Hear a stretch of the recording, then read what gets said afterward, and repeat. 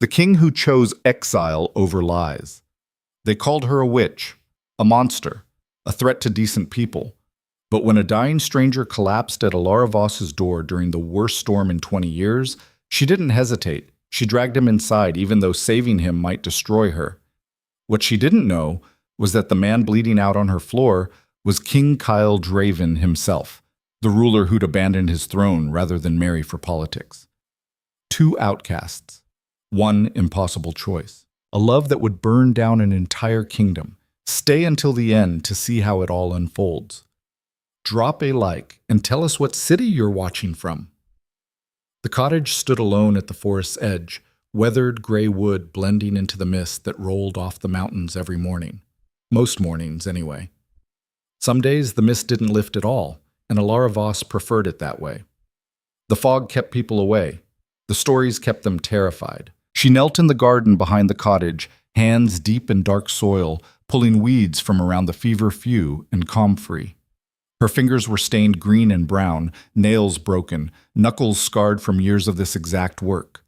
The early autumn air bit at her exposed skin, but she didn't wear gloves, couldn't afford the luxury of not feeling what she was doing. A crow cawed from the pine tree overhead. Alara looked up, squinting against the pale morning light breaking through the canopy. The bird watched her with one black eye, head tilted. "Nothing for you today," she muttered. "Go bother someone else." The crow launched itself into the air with a harsh cry, wings beating hard against the wind. She watched it disappear beyond the tree line toward the village of Greymarch 2 miles east, the village that once knew her name, the village that now crossed itself when children whispered hers. She yanked another weed free, roots snapping. The soil here was thin, rocky, unforgiving. Nothing like the rich earth of her family's old estate in the southern plains, where roses grew as tall as horses, and the herb gardens stretched for acres. That life was gone. Burned to ash 7 years ago by order of the crown. Alara stood, brushing dirt from her worn trousers. Her back ached. Always did these days. She was 31, but felt twice that on cold mornings. The cottage was small, one room for living, one for working, a loft for sleeping. The thatched roof leaked when it rained hard. The stone walls held the damp. But it was hers. No one could take it from her. Well, no one had tried yet. She gathered her basket of herbs and walked back inside, shoving the heavy wooden door closed behind her. The interior was dim, lit only by the small window facing east and the embers still glowing in the hearth. Bundles of dried plants hung from the ceiling beams. Yarrow, sage, lavender, willow bark. The wooden table in the center of the room was scarred and stained from years of grinding, mixing, brewing. Shelves lined the walls, crowded with clay jars, glass bottles, leather pouches tied with string. This was her world now, small, controlled, safe. She set the basket down and moved to the hearth, adding wood to coax the fire back to life. As the flames caught, she heard it, a sound that didn't belong. A rustling outside, too heavy to be an animal, too deliberate to be wind. Alara froze, every muscle tensing. Her hand moved instinctively to the knife on her belt. She'd learned long ago to always carry one. The rustling grew louder, closer. Then a thud against the side of the cottage, like something or someone had fallen. Her jaw tightened. This was how it started sometimes. Villagers playing tricks, throwing stones, leaving dead animals on her doorstep to ward off evil. She'd stopped cleaning up the mess months ago. Let them see their own fear rotting in the grass. But this felt different. She crossed to the window and peered out, careful to stay in shadow. At first she saw nothing, just trees, fog, the gray light of dawn, then movement, a shape on the ground near the corner of the cottage, dark fabric, a body. "Damn it," she whispered. She didn't want to open that door, didn't want to get involved. Whatever this was, drunk traveler, wounded bandit, dying fool, it wasn't her problem. She'd learned that lesson the hard way. Helping people only brought pain. But the shape didn't move. And despite everything, despite 7 years of bitterness and isolation, something in her chest pulled tight. Alara grabbed her cloak from the peg by the door and stepped outside, knife drawn. The cold hit her immediately, sharper than before. The wind had picked up, carrying the smell of rain. A storm was coming. She approached the body slowly, every sense on high alert. It was a man, face down in the mud, one arm bent awkwardly beneath him. Tall, broad-shouldered, dressed in dark mud-caked clothing that might have been fine once but was now torn and filthy. No visible weapons. She nudged him with her boot. No response. "Hey!" Her voice came out rougher than she intended. "You alive?" Nothing. She crouched down, keeping the knife ready, and pressed 2 fingers to his neck. Pulse. Weak, but there. His skin was cold, clammy. She pulled back his collar and saw it. A deep gash along his shoulder, crusted with dried blood. Infected, probably. He'd been out here a while. "Idiot," she muttered.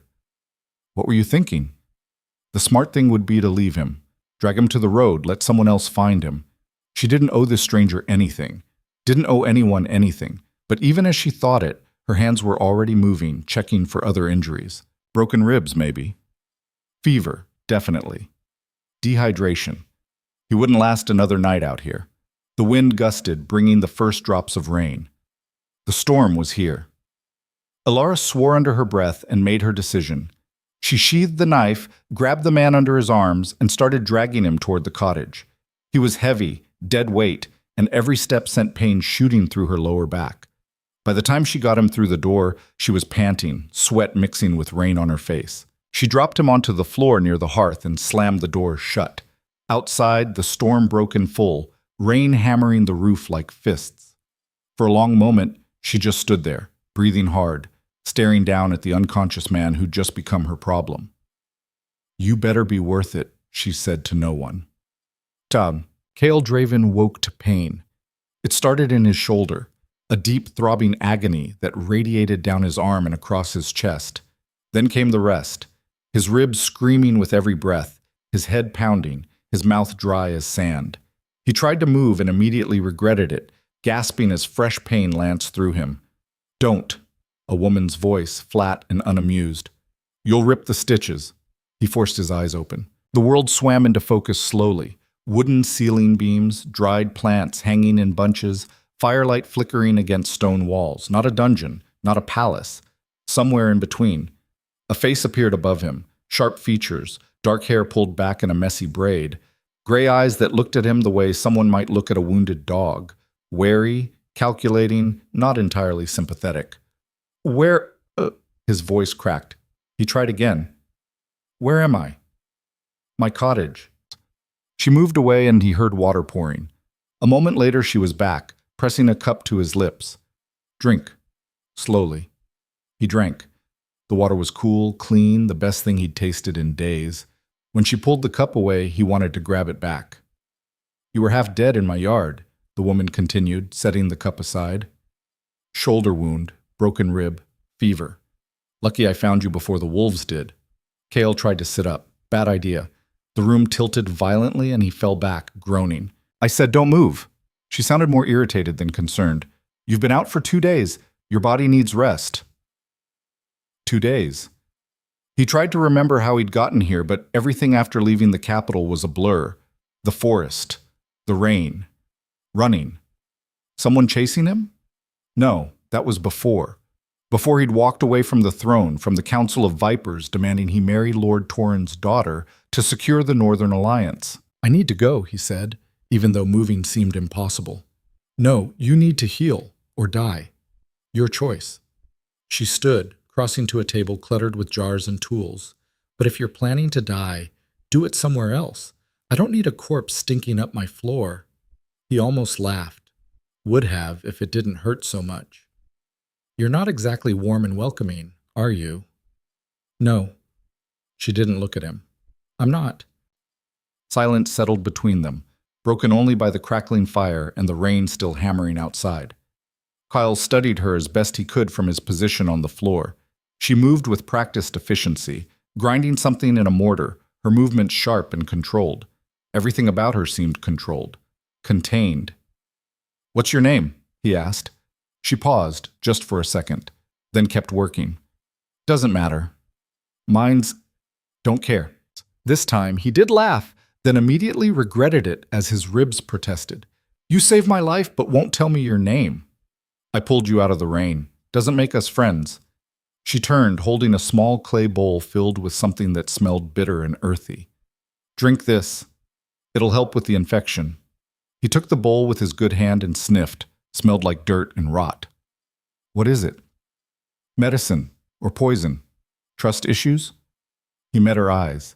They were hard, guarded, but something flickered beneath, curiosity maybe, or recognition, like she was trying to place him but couldn't quite manage it.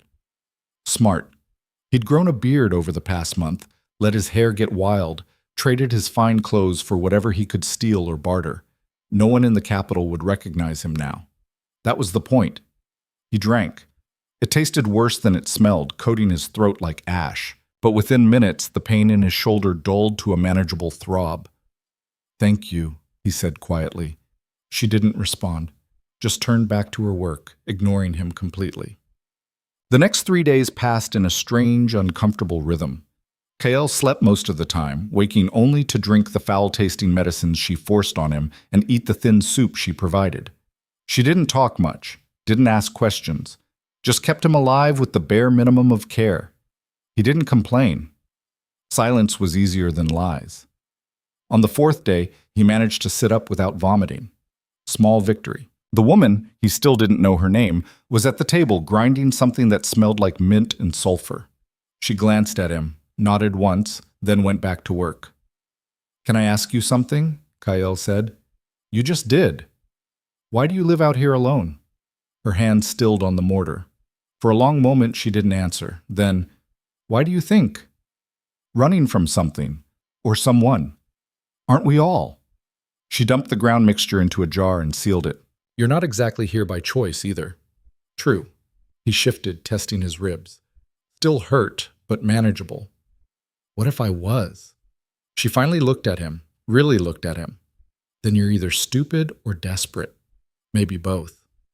Maybe both, he agreed. Something shifted in her expression, not quite softness, but close. She grabbed a wooden bowl from the shelf and filled it with soup from the pot hanging over the fire, walked over and handed it to him. Eat. You need your strength if you're planning to leave. Am I? Eventually. She sat down on the floor across from him, far enough to maintain distance. People don't stay here. They pass through. That's how it works. People afraid of you? Terrified. Why? She smiled, but it didn't reach her eyes. Because I'm dangerous. He took a bite of soup, carrots, potatoes, something gamey, rabbit maybe. Better than anything he'd eaten on the road. You don't seem dangerous. That's what makes me dangerous. He almost smiled. Fair. They ate in silence. Outside, the storm had finally broken, leaving the world washed clean and cold. Sunlight streamed through the small window, catching dust motes in the air. It was the first time Kael had seen her face in full light, and he realized she was younger than he'd thought.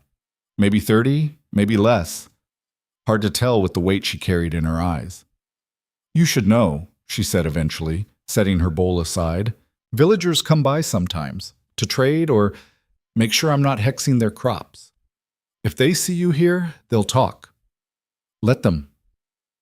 You say that now, but talk turns into accusations. Accusations turn into mobs. He looked at her. You speaking from experience? She didn't answer, didn't need to. I'll be gone before that happens, Kael said. Good. But neither of them moved. A week passed, then another. Kael's shoulder healed, the infection fading under her careful treatment. His ribs stopped screaming every time he breathed. He started helping around the cottage, chopping wood, fixing the leak in the roof, reinforcing the door frame. Small things. Ways to be useful. She let him. Didn't thank him, didn't acknowledge it, but she let him. And slowly, so slowly he almost didn't notice, the walls between them began to crack. It started with small talk. The weather. The best way to preserve herbs for winter. Whether the wolf pack that howled at night was getting closer. Surface-level things that didn't require honesty or vulnerability. Then one evening, while they sat by the fire after dinner, she asked, "What were you running from?"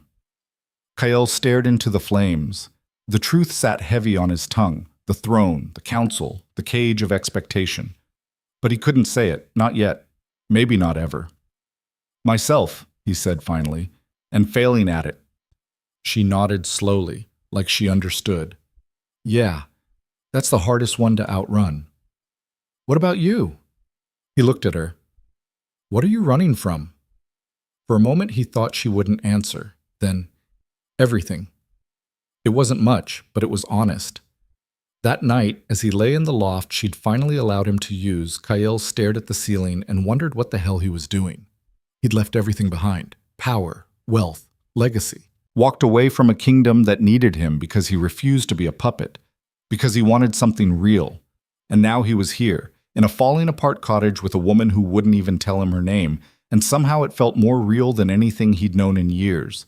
He didn't know what that meant. Wasn't sure he wanted to. But he also wasn't ready to leave. The villagers came on a gray morning 3 weeks after Kyle's arrival. He was outside splitting wood when he heard the horses. 3 of them, moving slow through the trees. He straightened, axe in hand, and watched as they emerged from the forest. 2 men and a woman, all dressed in rough traveling clothes. Local militia, probably, or just concerned citizens. The woman was the first to speak. Middle-aged, severe expression, eyes that missed nothing. Where's the witch? Kyle didn't flinch. Don't know what you're talking about. Don't play stupid. One of the men dismounted, hand on the knife at his belt. We know she lives here. Elara Voss, the healer. Elara. Finally, a name. Before Kyle could respond, the cottage door opened and she stepped out, face impassive. I'm right here, Marcus. No need to threaten my guest. Marcus. The way she said it, flat, emotionless, told Kyle there was history there. Guest? The woman on the horse laughed. Since when do you have guests? Since I decided to. Elara crossed her arms. What do you want, Constable Breen? Breen dismounted as well, moving closer. Too close. Widow Hallis's son is sick. Fever, vomiting, won't eat. She wants your help. She knows where I live. She can come herself. She's afraid. She should be. Kale saw the way Breen's jaw tightened, saw the way Marcus's hand moved toward his knife again. This was a dance they'd done before, fear and need and resentment all tangled together. Listen, Breen said, voice hardening. You help, or we make sure you regret it. Before Kale could move, Elara laughed. Actually laughed, cold and bitter. You'll make me regret it? You mean like you made me regret healing your daughter last winter when she nearly died from scarlet fever? Or like you made me regret saving your husband when he got gored by that boar? Breen's face flushed. That's different. It's not. Elara's voice dropped, dangerous. You need me. You hate that you need me, but you do. So stop pretending you're here to threaten me and just ask. Silence. Then Breen spat on the ground. Fine. Will you help the boy or not? Elara glanced at Kyle. Something passed between them. Unspoken. Complicated. Then she turned back to Breen. I'll come, but you pay up front, and you leave my guest alone. We're not paying, then the boy dies. Your choice. Kale watched the constable's face go through a series of expressions. Anger, frustration, helplessness. Finally, she reached into her coat and pulled out a small pouch, threw it at Elara's feet. There, now move. Elara picked up the pouch without looking at it. Wait here. I need to gather supplies. She disappeared into the cottage. Marcus and the third man, who hadn't spoken once, stayed mounted, watching Kyle with open suspicion. Breen paced, muttering under her breath. You her new charity case? Marcus asked. Kale leaned on the axe. Something like that. Figures. She's always picking up strays. He spat. Don't get too comfortable.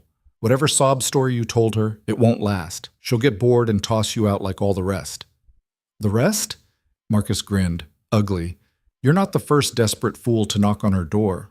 Won't be the last either. Something about the way he said it made Kyle's blood heat, but he kept his expression neutral. Good to know. Elara emerged carrying a worn leather satchel. She didn't look at Kyle as she mounted behind Breen. I'll be back by nightfall. Don't burn the place down. I'll try. She almost smiled. Almost. Then they were gone, disappearing back into the trees, leaving Kyle alone with the axe and his thoughts. He stood there for a long time, staring after them, thinking about the way those villagers looked at her, like she was a tool to be used and discarded, like she was less than human. And he thought about the way she'd stood her ground, demanding payment not out of greed but out of self-respect, refusing to let them take more than she was willing to give. He didn't know her story, didn't know what had driven her to this isolated existence, but he knew fear when he saw it, knew cruelty, and he knew he was starting to care far more than he should. She came back after dark, exhausted and hollow-eyed. Didn't say a word, just dropped the satchel by the door, walked to the hearth, and sat down hard. Cale had kept the fire going, made soup, boiled water for tea. He handed her a cup and she took it without looking at him. They sat in silence for a long time. Finally, "The boy will live." "Good." "They didn't thank me." "They never do." She sipped the tea. "Just paid and left, like I'm a transaction." Cale wanted to say something comforting, something wise, but he'd spent too many years surrounded by empty words to trust them now. So instead he said, "They're idiots." She looked at him. Then for the first time since he'd met her, she laughed. Really laughed, the sound breaking through the heavy air like sunlight through storm clouds. "Yeah," she said, "they really are." And just like that, something shifted between them, something neither of them was ready to name. But it was there, growing, undeniable. The laughter didn't last long. It never did in Alara's world, but for those few seconds, something had cracked open between them, something neither of them knew how to handle. Cale watched her finish the tea, watched the brief lightness fade from her face as reality settled back in. She set the cup down carefully, like it might shatter if she wasn't gentle. "You should go," she said quietly. "You're healed enough now, strong enough to travel." He'd been expecting this, had felt it coming for days. "Where would I go?" "Anywhere, just not here." "Why?" She stood, moving to the window, staring out at the darkness. "Because staying here makes you a target. Marcus and the others, they'll start asking questions. Who you are, where you came from, why I'm letting you stay." "Let them ask." "You don't understand." She turned, and in the firelight her face looked older, harder. "They don't need much of an excuse. A stranger living with the village witch, that's all the ammunition they need to cause trouble." Cale rose to his feet, testing his ribs. Still sore, but functional. "I've dealt with trouble before." "Not like this." "You don't know what I've dealt with." Her eyes narrowed. "No, I don't. Because you won't tell me." She crossed her arms. "You've been here almost a month and I don't know anything about you.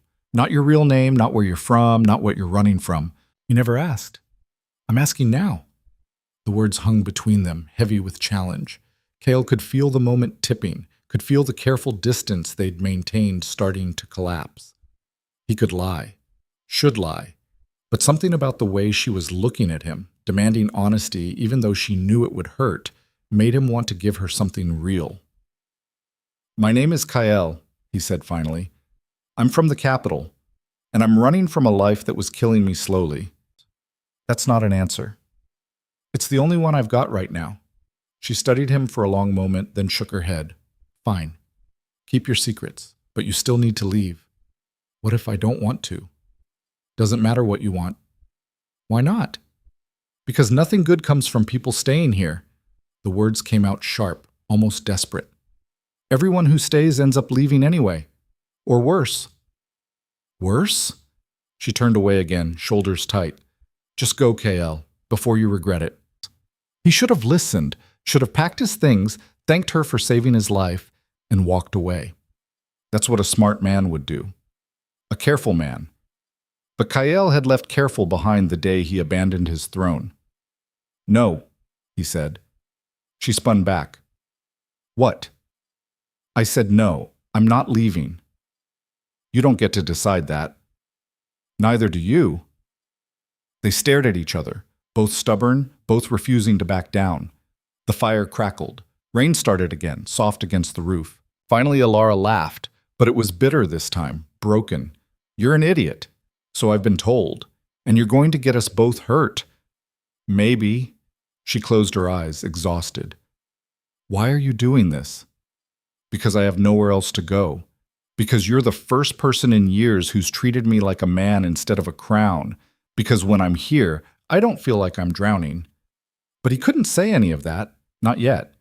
So instead, because you need help. The roof leaks, the woodpile's nearly empty, and winter's coming. You can't do it all alone.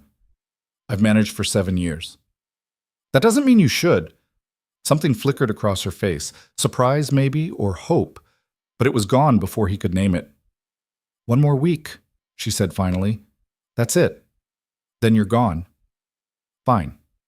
I mean it, Kael. I know. But neither of them believed it. The week passed like water through fingers. Kael fixed the roof, chopped enough wood to last through winter, reinforced the garden fence against deer.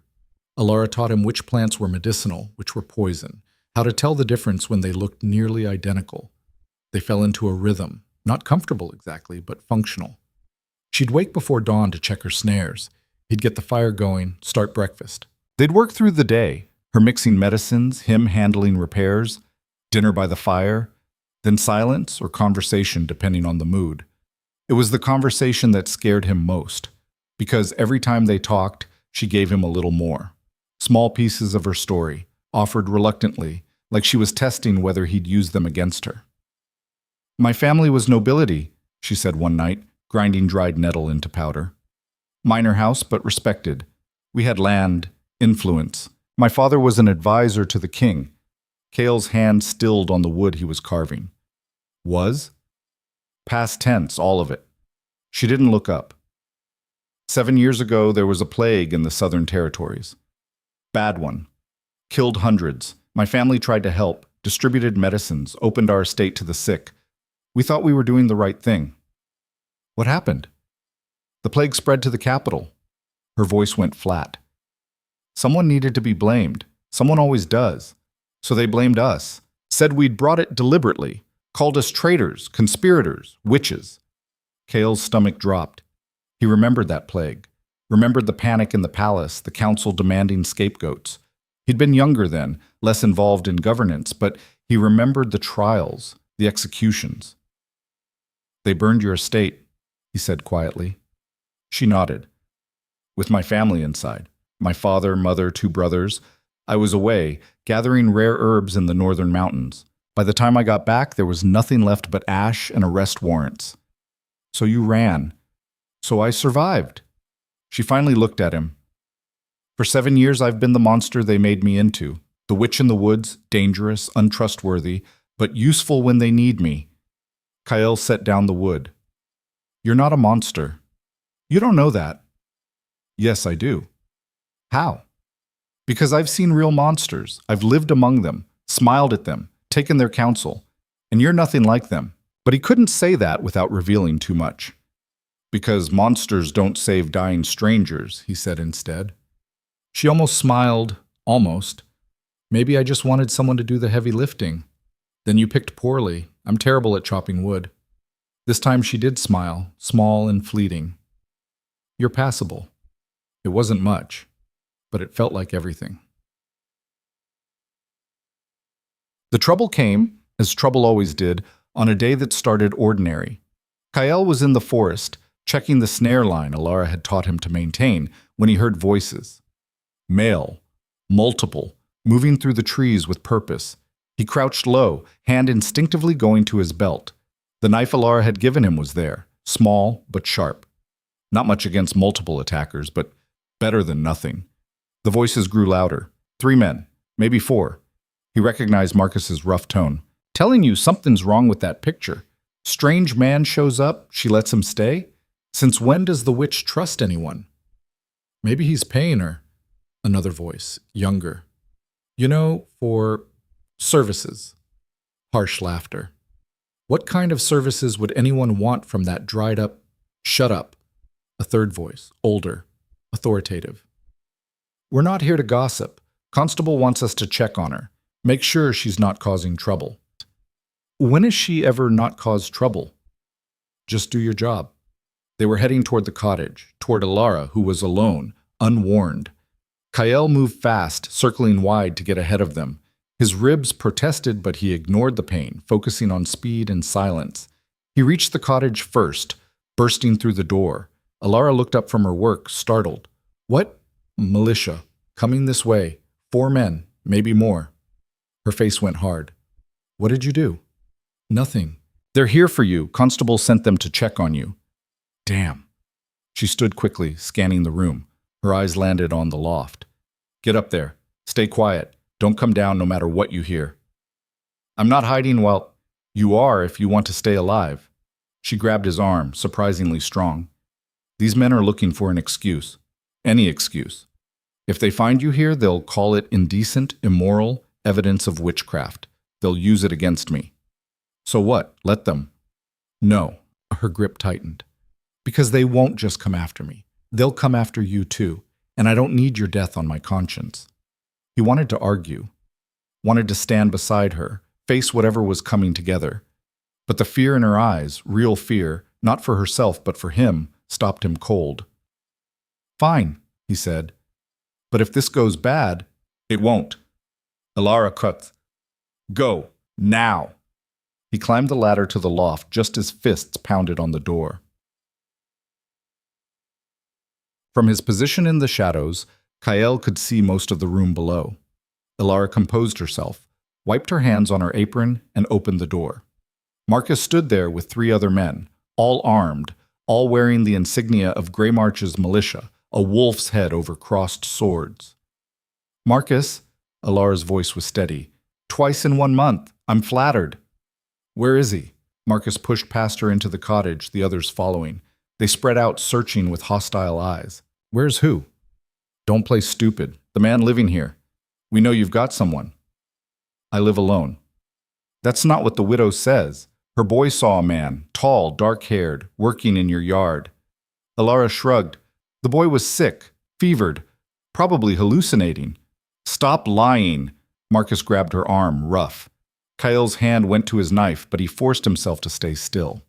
We've seen the signs, extra footprints, wood chopped, repairs you couldn't have done yourself. I hired help, day labor from the next village over, paid him, and sent him on his way. Convenient story? True story. One of the other men, the older one with authority in his voice, stepped forward. Alara Voss, by order of Constable Breen, were authorized to search this property for evidence of illegal activity. Illegal activity? She laughed, cold. Since when is hiring help illegal? Since you started harboring fugitives. The air in the cottage went very still. Fugitives, Alara repeated slowly. You think I'm hiding fugitives. We think you're hiding someone, and we're going to find out who. The older man nodded to the others. Search everything, including the loft. Kael tensed. The knife was in his hand now, though he couldn't remember drawing it. Below, Alara's face had gone pale, but her voice stayed level. You have no authority here.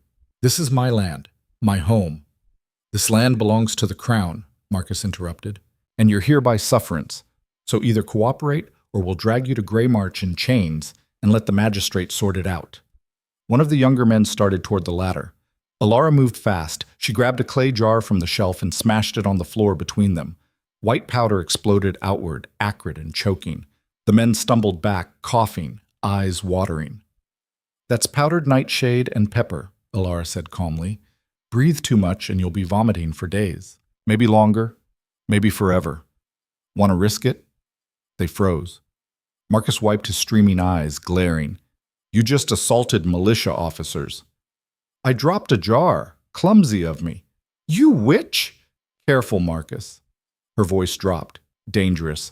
You know what I'm capable of. You want to push this? See what else I've got on these shelves? Silence. The men looked at each other, uncertain.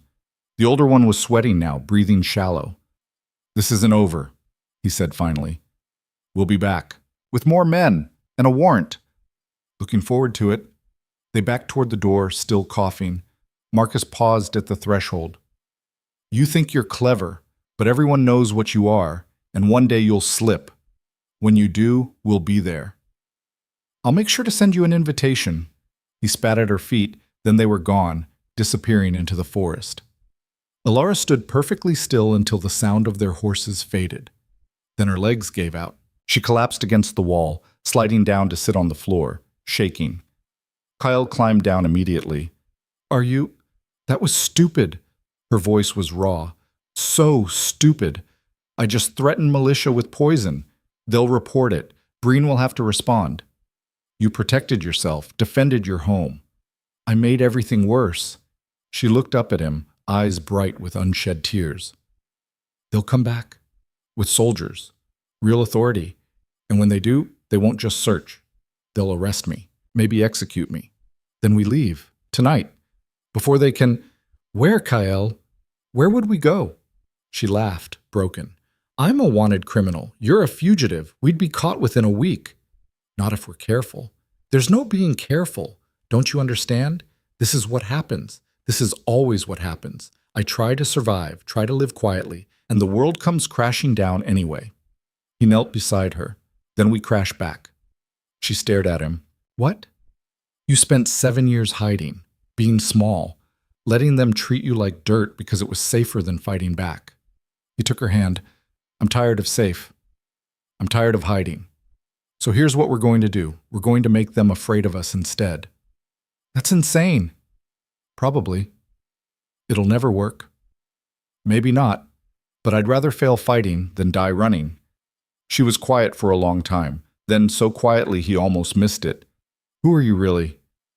And there it was. The question he'd been avoiding. The truth that would change everything. He could lie again. Deflect. Keep his secrets buried where they couldn't hurt anyone. But looking at her now, this woman who'd saved him, trusted him, defended him, lying felt worse than any truth. I'm someone who walked away from everything because I was suffocating, he said. Someone who thought power and duty were enough. But they're not. They're cages. He met her eyes. I'm someone who's still figuring out what freedom actually means. It wasn't the whole truth, but it was enough. She searched his face, looking for deception, finding none. Finally, she squeezed his hand. You're an idiot, she said, so you keep telling me. And you're going to get me killed. I'll try not to. She almost smiled. That's not reassuring. I know. They sat there on the floor, hands linked, while outside the world spun its webs and sharpened its knives. Bessie… The next 3 days were tense. They both knew the militia would return, but not when, not how many. Alara prepared obsessively, mixing compounds, setting traps around the cottage perimeter, organizing escape routes through the forest. Kyle helped where he could, but mostly he watched her work with growing admiration. She moved with purpose, precision, no wasted motion. This wasn't panic. This was survival instinct honed over 7 years of living on the knife's edge. You've done this before, he said on the second night. She didn't look up from the tripwire she was setting. 3 times. First year they came with torches. Second time dogs. Third time they tried burning me out during winter. How did you survive? Luck and being vicious when necessary. She stood, testing the wire. People expect me to be afraid, compliant. When I'm not, it throws them off balance. What if that stops working? Then I die. She said it simply, like stating the weather. But I die on my terms, not theirs. Kyle felt something tighten in his chest. That's not going to happen. You can't promise that. Watch me. She looked at him then, really looked at him, and something shifted in her expression. Something softer, more dangerous. Why do you care? She asked quietly. Because you're the first person who saw me instead of a crown. Because when I'm with you, I remember what it feels like to be human. Because somewhere between the soup and the silence and the stubborn arguments, I started, because you matter, he said. It was the truest thing he'd said in months. She held his gaze for a heartbeat longer, then turned away. But not before he saw the color rise in her cheeks. We should get some sleep, she said. Tomorrow might be bad. Alara. Good night, Kael. She climbed to the loft, leaving him alone with the fire and his thoughts. He didn't sleep. Couldn't.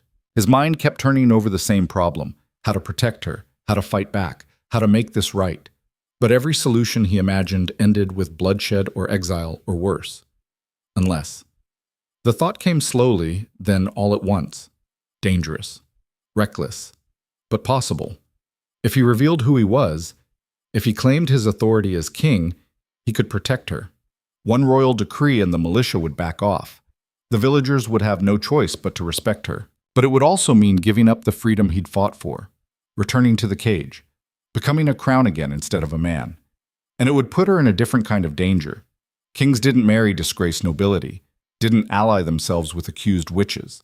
The council would lose their minds, there would be consequences, but at least she'd be alive.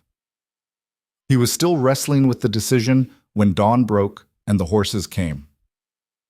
This time there were 8 of them, Constable Breen leading, Marcus and the older man from before, plus 5 soldiers in the king's colors, red and black, wolf crest on their chests, royal guard, not militia. Cale's blood went cold. Alara saw them from the window and swore, "That's not militia. That's crown authority." "I know." "They must have reported my threat as an attack on royal interests." She grabbed her cloak. "This is bad. This is really bad." "Let me handle it." "What?" "No. You need to run. Go out the back. Take the North Trail." "I'm not running." "Cale, if they find you here, they already know I'm here. Marcus isn't stupid." He took her shoulders. "Trust me. Please." She looked terrified, but she nodded. They walked outside together as the riders approached. Breen dismounted first, flanked by the soldiers. Her face was hard, triumphant. "Alara Voss," she called out, "you're under arrest for assault on lawful officers and harboring fugitives. Surrender now or face lethal force." "On whose authority?" Cale's voice rang out clear and commanding. Breen's eyes snapped to him. "And who are you?" "Someone with more authority than you'll ever have." One of the soldiers stepped forward, hand on his sword. "Identify yourself, now!" This was it, the moment. Once he said it, there was no going back. Cale took a breath and stepped into the space between Alara and the soldiers. "My name is Kyle Draven," he said, "and I'm your king." The silence that followed was deafening. Breen laughed. "You're insane. The king is in the capital, not hiding in the woods with a what?" Cale's voice dropped. "Dangerous. Choose your next words carefully, Constable." Something in his tone made her pause, made all of them pause.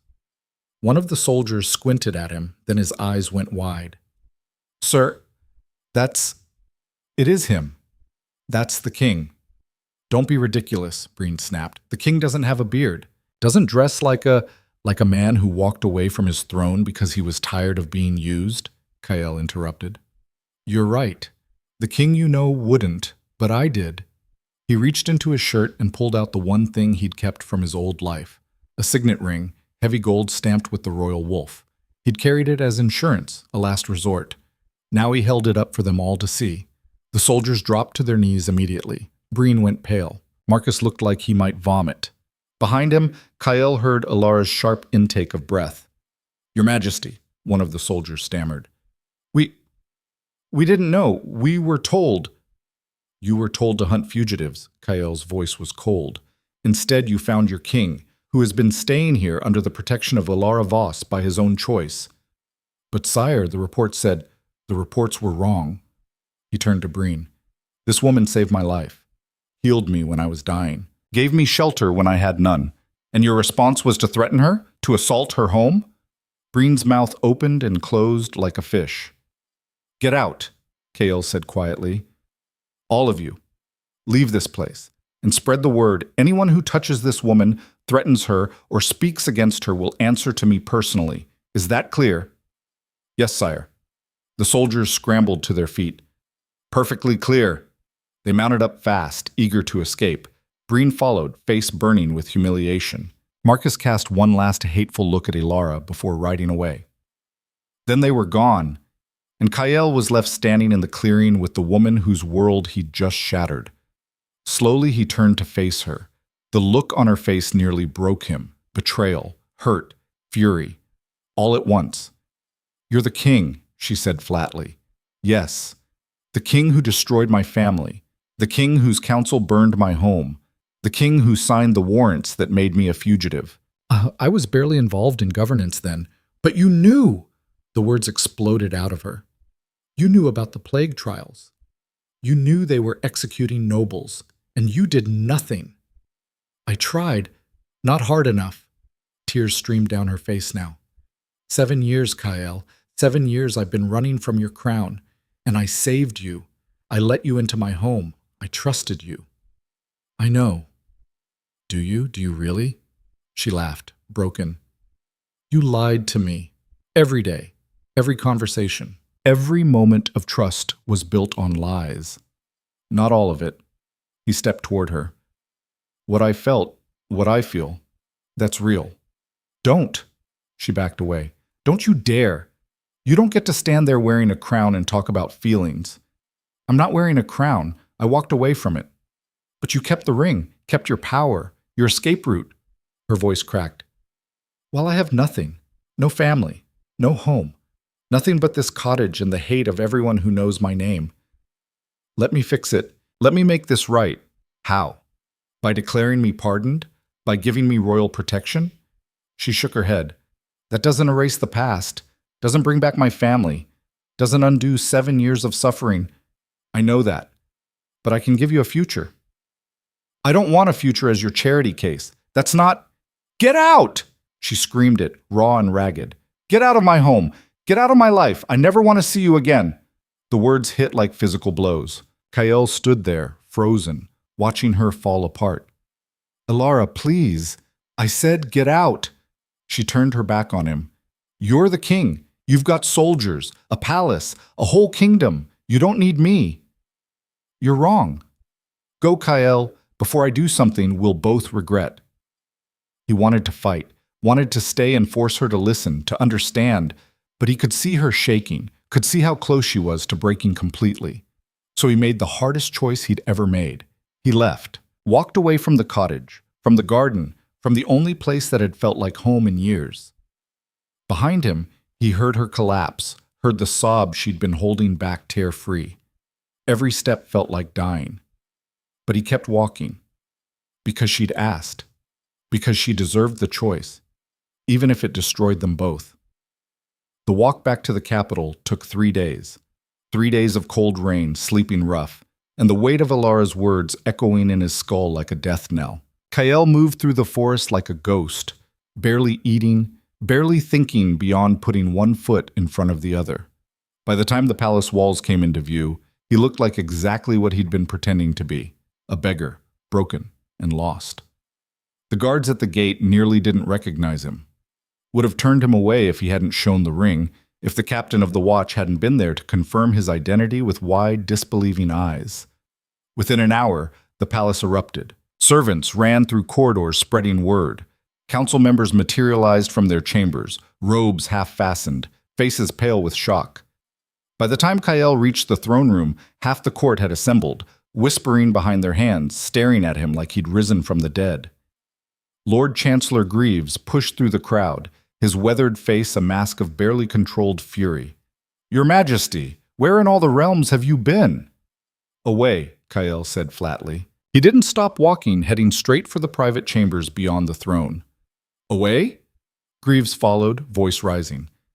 You disappeared for 2 months. No word, no message, no indication whether you were alive or captured or... I was free. Kael spun on him.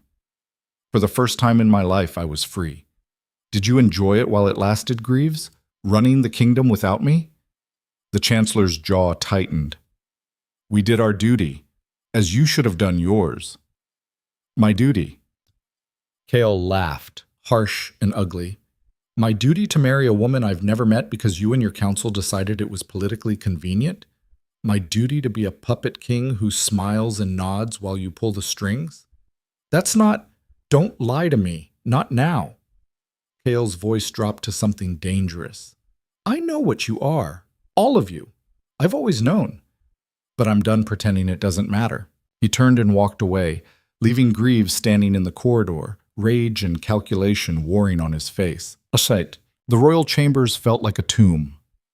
Everything exactly as he'd left it. Ornate furniture, silk curtains, a bed big enough to sleep 5. Wealth and power wrapped in velvet and gold. It made him sick. Kael stripped off his filthy clothes and called for a bath. While servants heated water, he stood at the window overlooking the city. Torchlight flickered in the streets below. The capital, sprawling and alive, thousands of people living their lives under his nominal rule. He'd walked away from this, thought he could escape it, and for a while, in that small cottage with Elara's sharp tongue and honest eyes, he'd almost believed it was possible. But the crown had followed him. Or maybe he'd carried it the whole time, sewn into his skin like a brand. The bath arrived. He sank into the hot water and tried not to think about Alara alone in her cottage, hating him. Tried not to see the betrayal on her face when he'd revealed the truth. Failed spectacularly. He was still in the bath when the knock came, harsh, impatient. "Enter," he called, too tired to care about propriety. The door opened and Lord Torrin strode in, flanked by two other council members. Torrin was tall, silver-haired, with the kind of face that looked carved from marble. Cold. Merciless. The father of the woman Kael was supposed to marry. "Your Majesty." Torrin's voice dripped false courtesy. "Welcome home." "I didn't invite you in." "No, but we need to talk," Torrin gestured to the others. "About your absence." Kael stood, water streaming off him. He didn't bother with modesty, just grabbed a robe and tied it roughly. "Say what you came to say." "You abandoned your throne, vanished without warning, left the kingdom in chaos." Torrin's eyes were ice. "Do you understand what that means? The weakness you showed?" "I showed nothing. I chose to leave." "And in doing so, you gave our enemies ammunition. The Northern Lords are already questioning your fitness to rule. Lord Varen has been making moves toward the border territories. And my daughter," Torrin's voice sharpened, "has been humiliated before the entire court. Your daughter will survive. Will she? Or will she bear the shame of being rejected by a king who prefers running away to honoring his commitments?" Kyle felt anger rising, hot and familiar. "I never agreed to marry her. That was your arrangement. Yours and Greaves's and every other scheming lord who thinks a crown is something you can trade like livestock." "Careful, boy." Torrin stepped closer. "You may wear the crown, but you're young, inexperienced. The kingdom needs stability, alliances, strength, not a child playing at freedom. Get out!" "We're not finished." "Yes, you are." Kael's voice cut like a blade. "I'm the king, not you, not the council, me. And I'm telling you to leave before I have the guards throw you out." For a moment, Torrin looked ready to argue. Then his expression shifted, became calculating, almost pleased. "As you wish, Your Majesty." He bowed, mockingly deep. "But remember, kings need support. Without it, crowns become very heavy." He left, the other council members trailing behind. The door closed with a soft click that felt like a threat. Kael stood alone in the silent chamber and realized something with cold clarity. They were planning something. Torrin, Greaves, the others. He'd embarrassed them by leaving, and now they'd make him pay. The only question was how. The answer came 2 days later, during the full council session. Kael sat on the throne, hated thing, all hard edges and uncomfortable symbolism, while the council assembled below. Greaves, Torrin, Lady Ashford, Lord Varen, and a dozen others, the people who really ran the kingdom while he played figurehead. Not anymore. "Before we begin," Kael said, voice echoing through the chamber, "I have an announcement." Greaves's eyes narrowed. "Your Majesty, the agenda can wait." Kael stood. "I've made a decision regarding my marriage." The room went very still. Torrin leaned forward, predatory interest in his expression. "I will not be marrying Lord Torrin's daughter," Kael continued. "The arrangement is void. I'm choosing my own consort." Chaos erupted. Voices raised, council members shouting over each other. Torrin shot to his feet, face purple with rage. "You can't do this," he roared. "We had an agreement." "No, you had a plan. I'm under no obligation to honor it." This is madness." Greaves slammed his hand on the table. "You'll destabilize the entire Northern Alliance. Torrin will withdraw his support, his armies. Then he'll be branded a traitor." Kael's voice was steel. "Any lord who withdraws support because I won't marry on command is declaring himself my enemy, and enemies of the crown face consequences." "Who?" Lady Ashford's voice cut through the noise. "Who have you chosen, if not Lady Torrin?" Kael took a breath. This was it. The point of no return. "Alara Voss." Silence. Absolute crushing silence. Then the chamber exploded again, louder than before. "The witch?" Someone shouted. "The traitor's daughter? Has he lost his mind?" Greaves stood slowly, face ashen. "Your Majesty, Please tell me you're not serious. Completely serious. Kale descended from the throne, moving to stand among them. Alara Voss is innocent of all charges. Her family was wrongly accused, wrongly executed. I'm overturning the verdict and restoring her name. You can't. I'm the king. I can do whatever I want. She's a commoner now. Torrin's voice shook. A nobody living in the forest like an animal? You'd make her queen? Yes. The people will never accept it. Then the people will learn. Kale looked around the room, meeting each pair of eyes. For 7 years you've all used Alara Voss as a cautionary tale.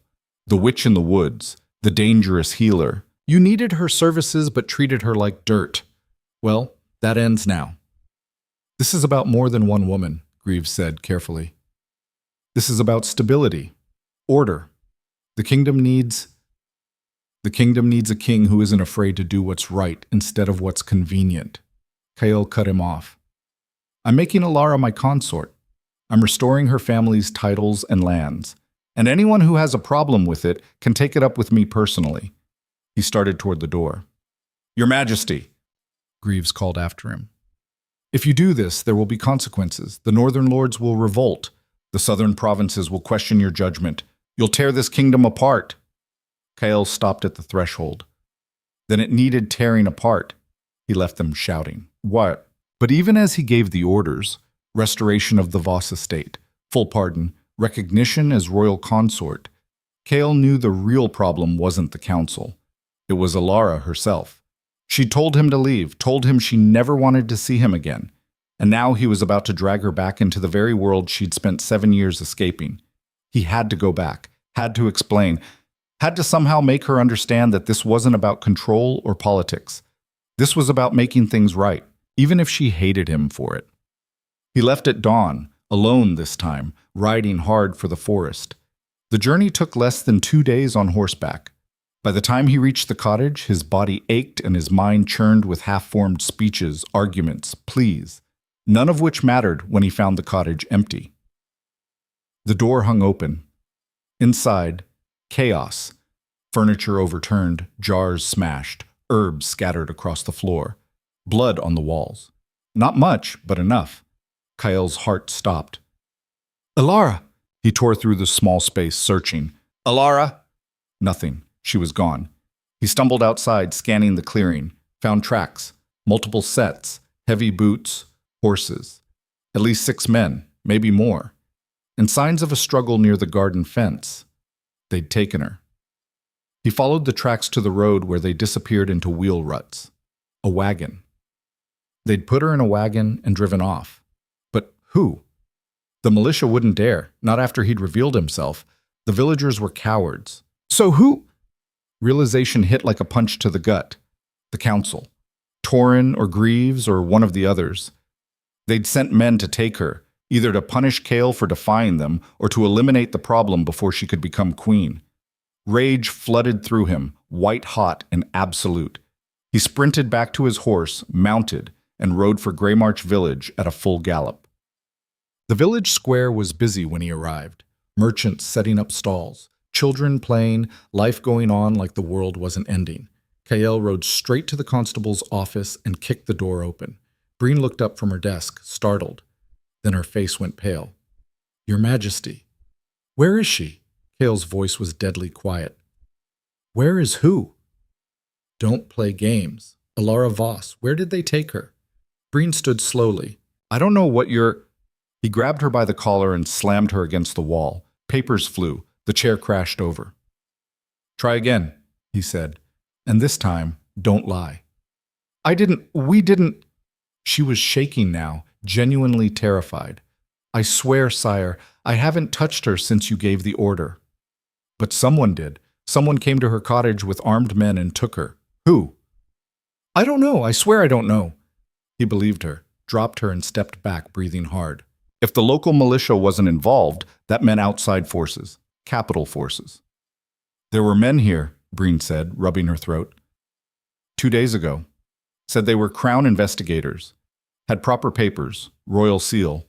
Asked about the witch. What did you tell them? Just where she lived, nothing else. I thought they were your people. They were, but not acting on his orders. Kale turned and ran back outside, mounted his horse, and rode straight for the capital, pushing the animal harder than he should, harder than was safe. But he didn't care. Every minute he wasted was a minute Alara spent at the mercy of whoever had taken her. The ride back took a day and a night. He arrived at the palace gates as dawn broke, exhausted and wild-eyed. "Summon the council," he told the captain of the guard. "All of them. Now." "Sire, it's barely—" "Now!" Within the hour, they were assembled again. Greaves, Torrin, Ashford, Varin, all looking wary, uncertain. Good. Kyle didn't sit. Just stood before them, covered in road dust and rage. "Where is she?" "Your Majesty," Greaves began. "We don't—" "Where is she?" The shout echoed through the chamber. "Don't pretend you don't know. Someone here sent men to take Alara Voss. Someone here kidnapped the woman I named as my consort. So I'll ask one more time. Where is she?" Silence. Then Torrin spoke, voice cold and measured. "In custody, where she belongs." Kale's vision went red. "On whose authority?" "Mine. And Lord Greaves's, and the council's unanimous vote." Torrin stood. "You declared your intention to marry a convicted traitor. We couldn't allow it. So we took preventative measures." "Preventative?" Kale couldn't breathe. "She's innocent." "That's not for you to decide alone. The original trial was a sham. You know it was a sham. They needed scapegoats for the plague, and her family was convenient."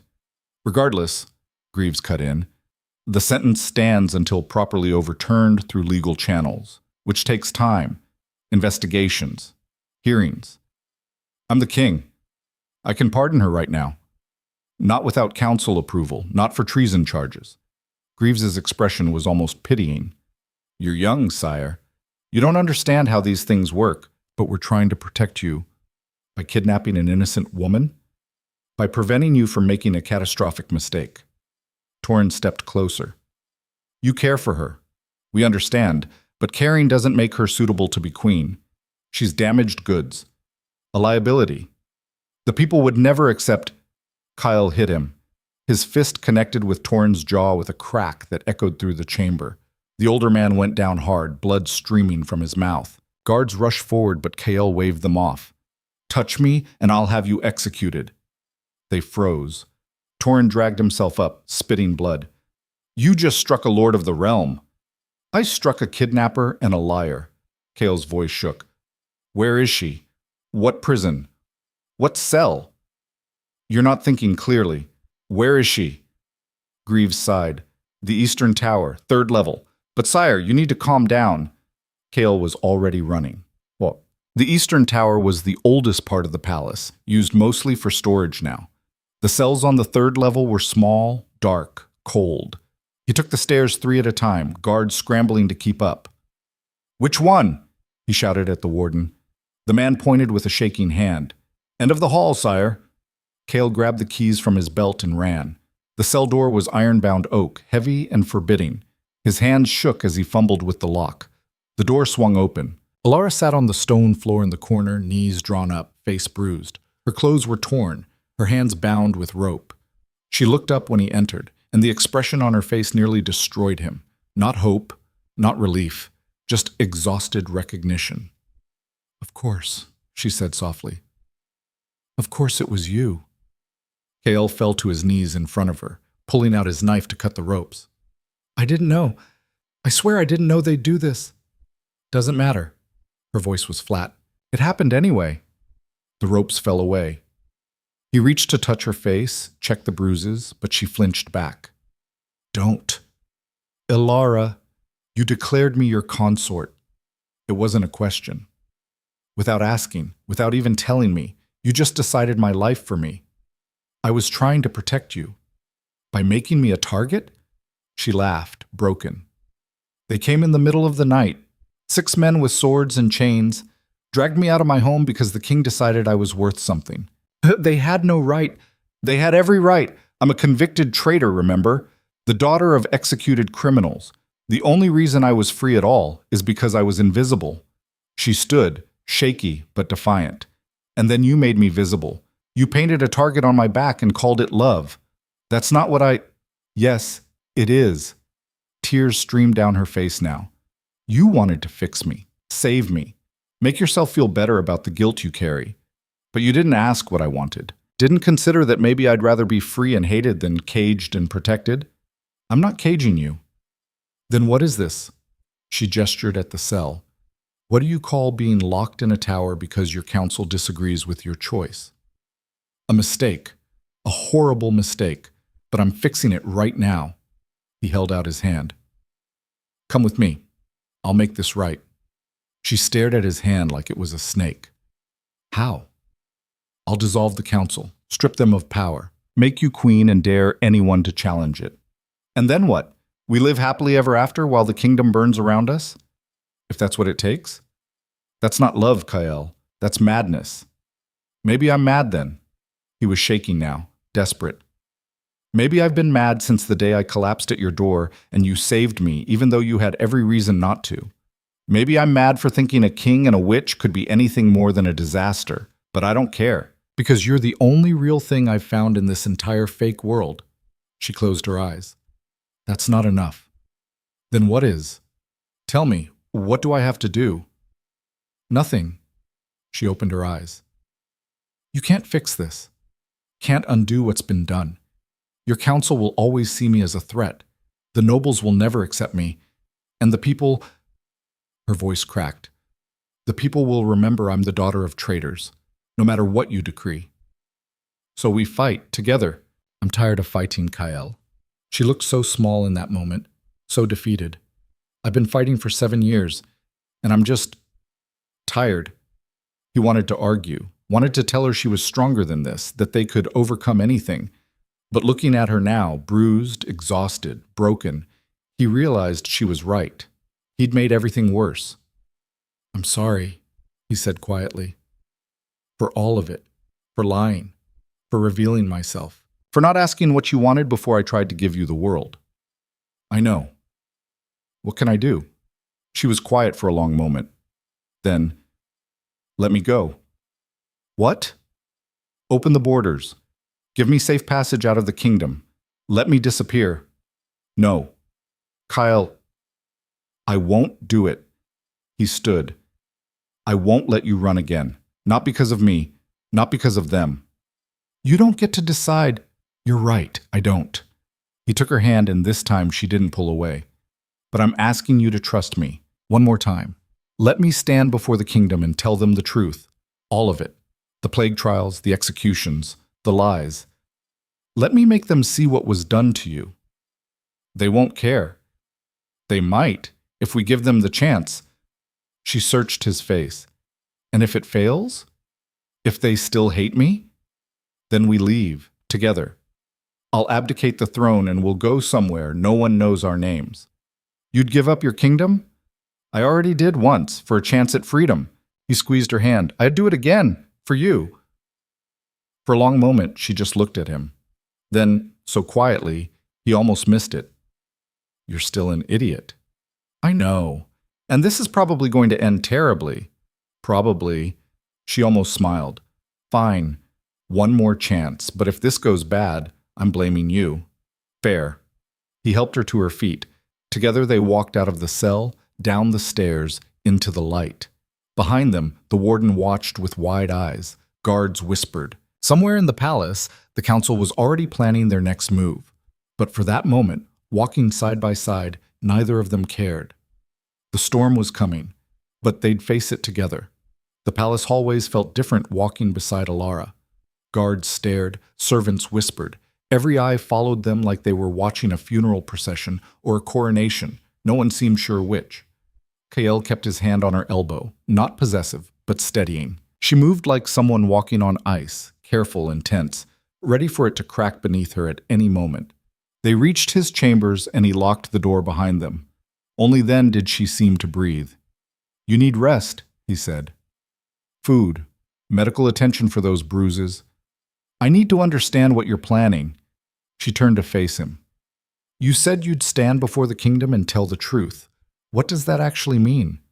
It means a public assembly, in the main square, where I address the people directly.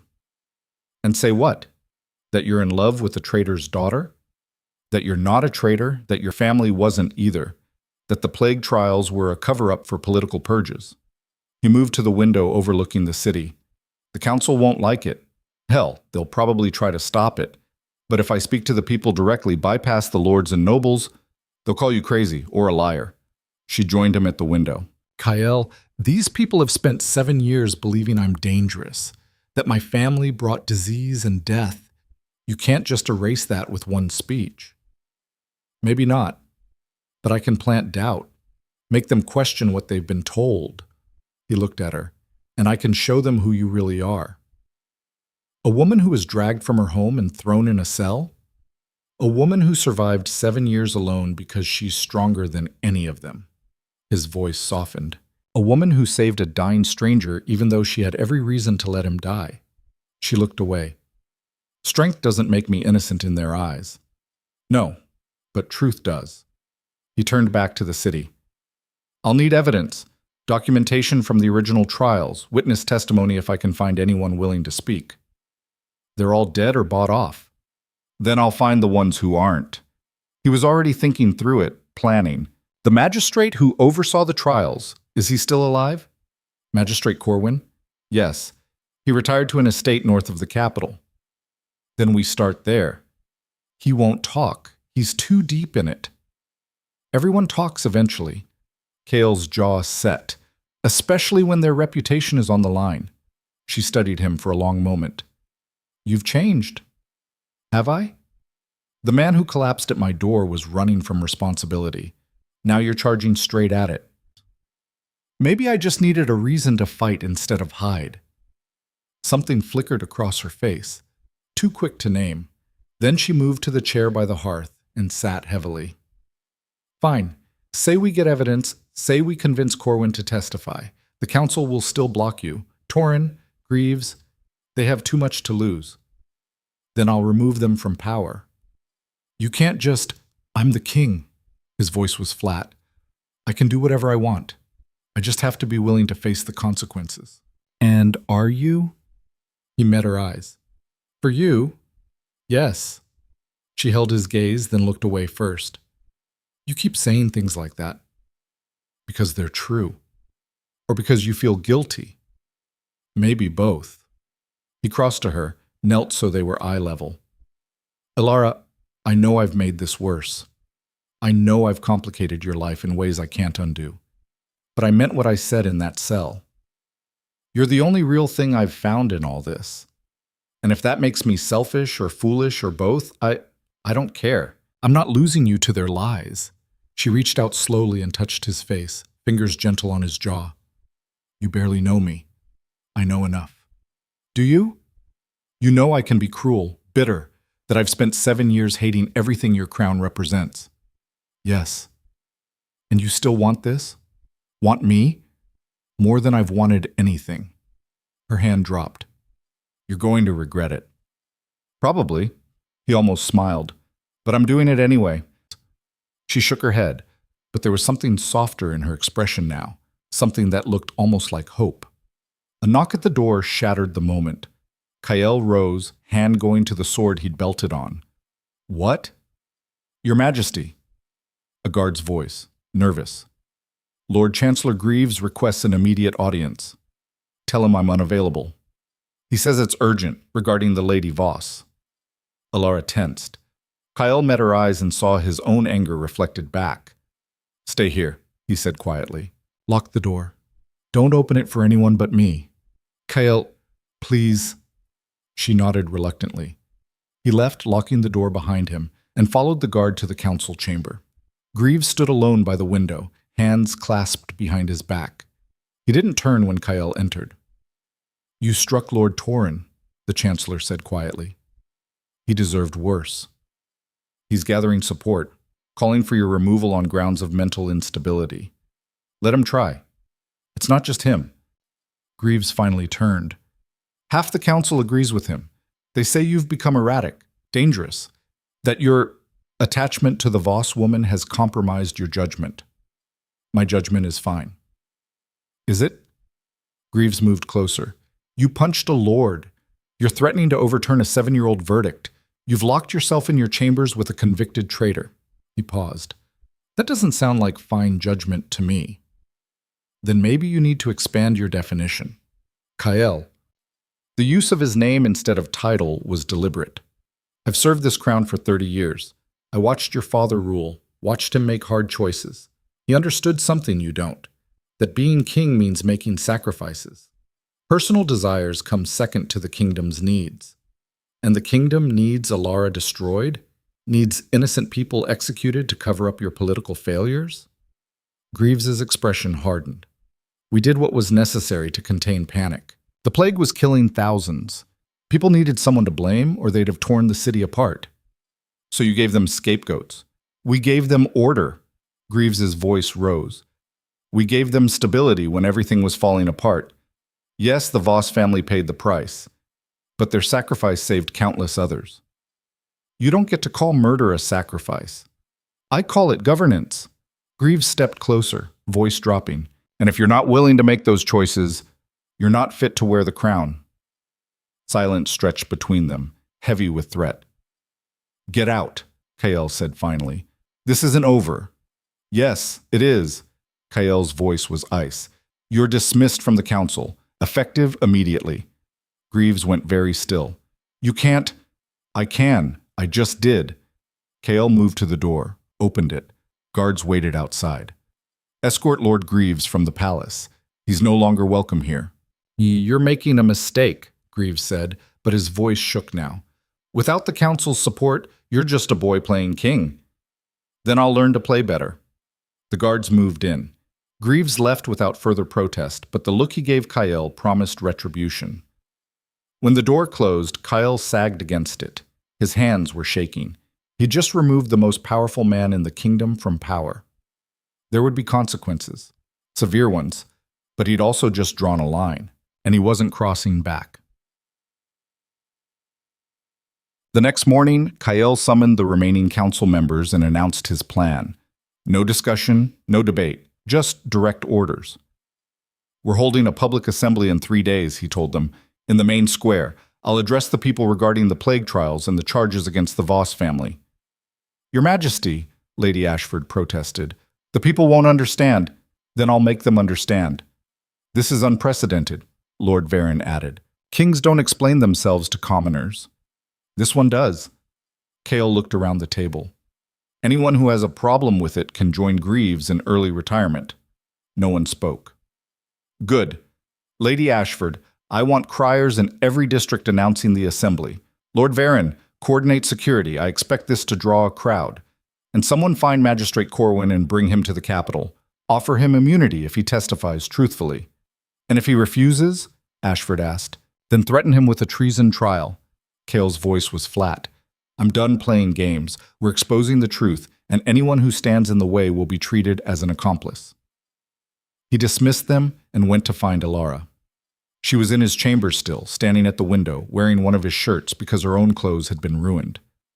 It's done, he said. 3 days. Then we tell them everything. She didn't turn.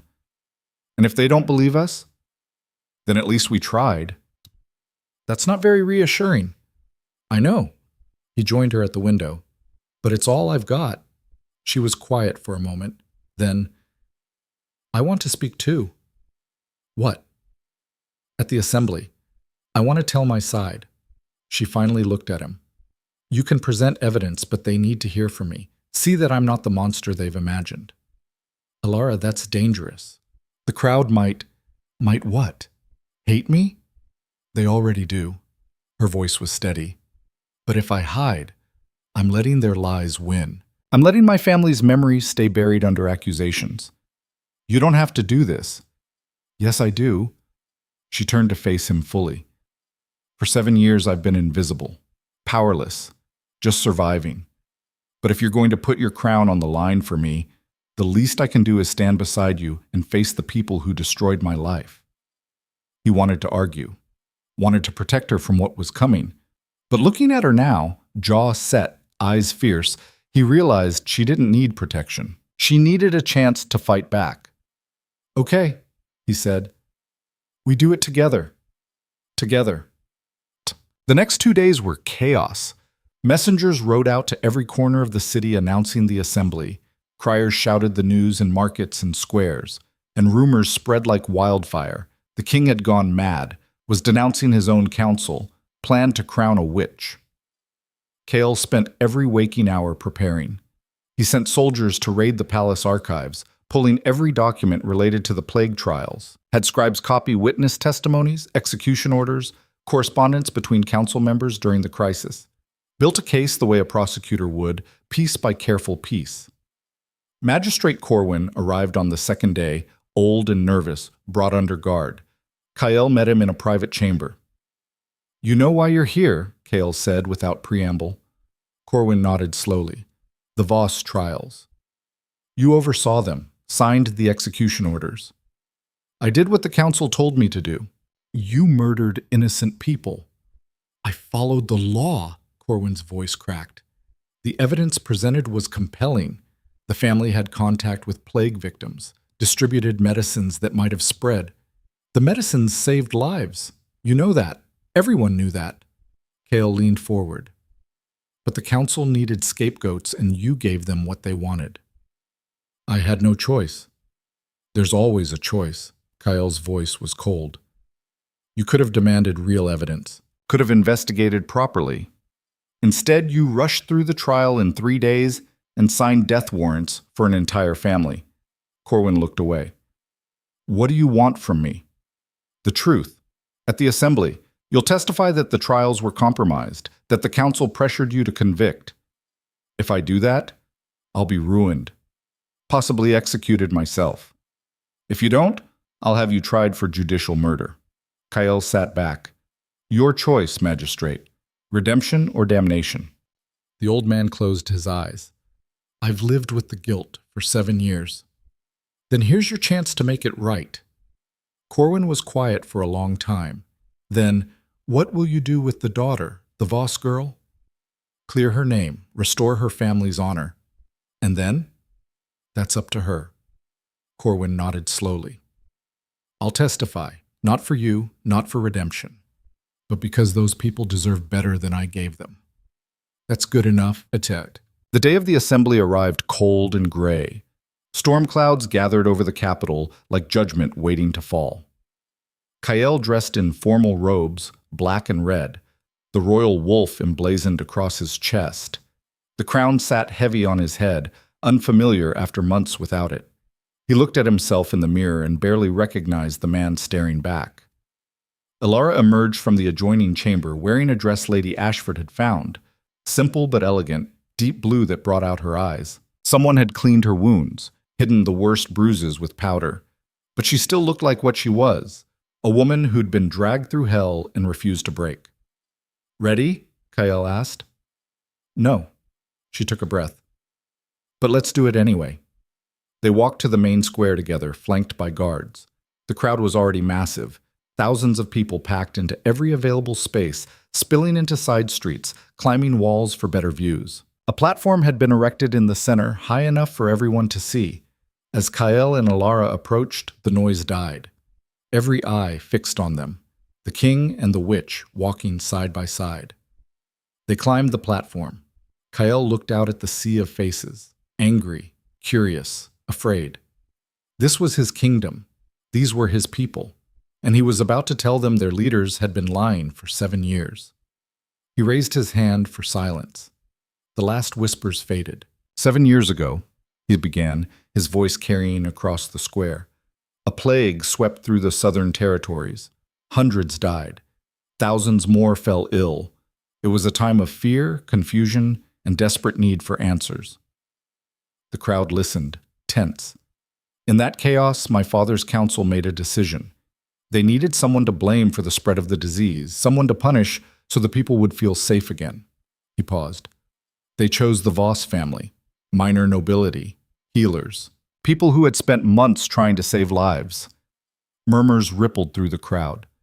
The family was arrested, tried, and executed. Their estate was burned. Their name was branded as traitors and disease spreaders. Kale's voice hardened. But they were innocent. The murmurs grew louder. Someone shouted, Lies! No! Cale pulled documents from inside his robe. These are the original trial records. 3 days from arrest to execution. No investigation, no real evidence. Just accusations and fear. He held them up. And testimony from Magistrate Corwin, who oversaw the trial, confirming the council pressured him to convict regardless of proof. "Where is Corwin?" someone yelled. "Let him speak!" The magistrate was brought forward, old and shaking. He climbed the platform and faced the crowd. "I am guilty," Corwin said, voice trembling but clear, "of cowardice, of serving power instead of justice. The Voss family was innocent, and I helped murder them because it was easier than standing against the council." The square erupted. Shouts, accusations, people pushing forward. The guards tensed but held their line. Cale raised his hand again. "The council told you the Voss family was dangerous because it was convenient, because blaming them meant protecting themselves from scrutiny. But the real danger was always the plague itself, and the people in power who used tragedy to consolidate control." "So what?" A woman's voice from the crowd. "What does it matter now? They're dead. It's done." "It matters," Cale said, "because one survived." He turned to Alara. She stepped forward, and the crowd's noise intensified. Some people jeered, others went silent. "This is Alara Voss," Cale said, "daughter of the executed. For 7 years she's lived in exile, branded a witch, hunted and feared." He looked at her. "And now she's here to tell you what that fear cost." Alara's hands were shaking, but her voice was steady. "My family tried to help during the plague. We opened our estate to the sick, distributed medicines, worked day and night to save lives." She paused. "And when the disease reached the capital, we were blamed, not because we caused it, but because powerful men needed a story that made them look strong instead of helpless." "You're a liar," someone shouted.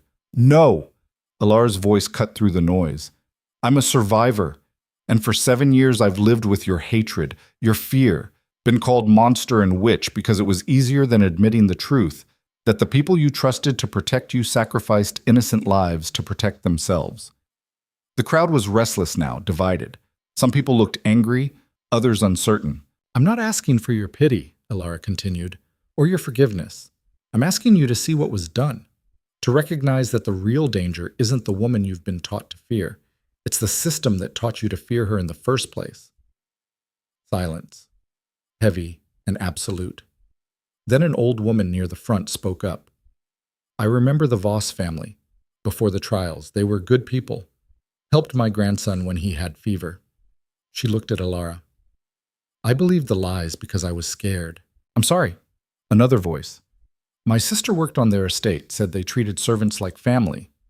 Then another. "I heard the council pushed for quick convictions. Didn't think it was true." The tide was shifting, slowly but definitely. Cale felt it in the air, the careful certainty people had built around the lies starting to crack. "The council that condemned the Voss family," Cale said, "acted in their own interest, not yours. They lied to you, used you, and they'll do it again if we let them." He took a breath. "So I'm making changes. Greaves is gone. Torin will follow. Anyone who prioritized power over truth will be removed, and Alara Voss will be restored to her rightful place, with full pardon, her family's titles returned, and recognition as my consort." The crowd exploded again, but this time it was mixed. Cheers alongside shouts of protest, arguments breaking out, the city dividing before his eyes. Then someone threw something, a rock maybe, or a piece of wood. It hit the platform near Alara's feet. The guards moved in immediately, shields up. More objects flew. The crowd was getting violent, pushing against the barriers. Kyle grabbed Alara's hand. "We need to go." "No." She pulled free. "Not yet." She stepped to the edge of the platform, ignoring the missiles flying past. "You want to hurt me?" she shouted. "Fine, do it. Throw your rocks, your hate.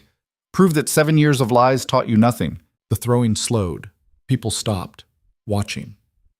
"Or," Alara said, quieter now, "you can ask yourself why you're so angry at me instead of at the people who actually betrayed you." A man in the crowd lowered his arm, stone falling from his hand. Then another.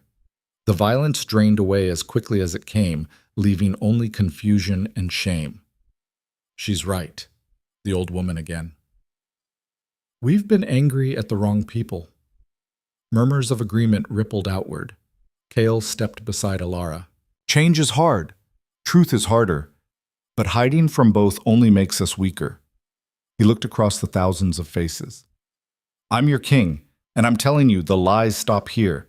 The scapegoating stops here. We build something better, or we deserve what we get.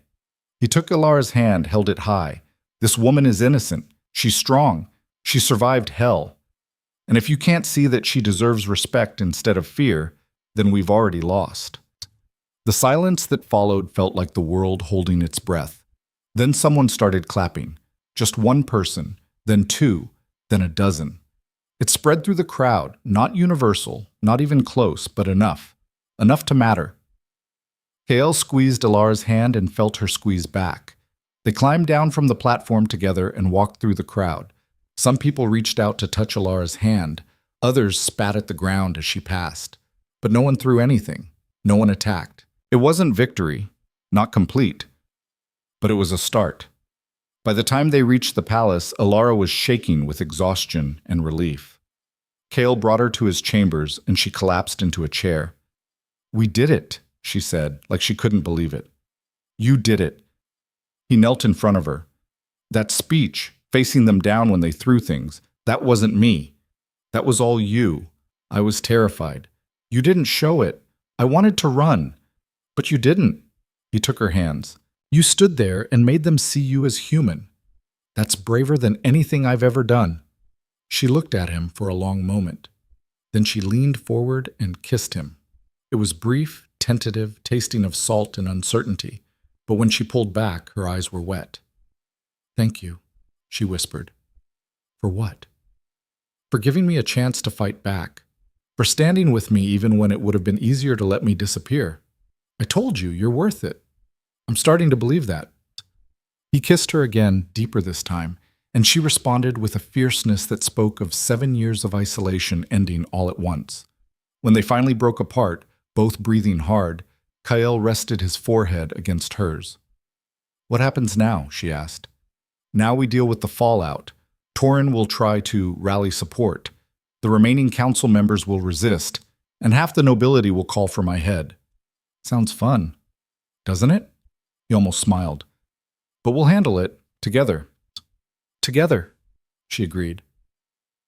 Outside, storm clouds finally broke, rain washing the city clean, and for the first time in years, neither of them felt like they were drowning. The rain continued through the night, drumming against the palace windows like applause that wouldn't stop. Kael stood at the window long after Alara fell asleep in his bed, exhausted from the day's ordeal.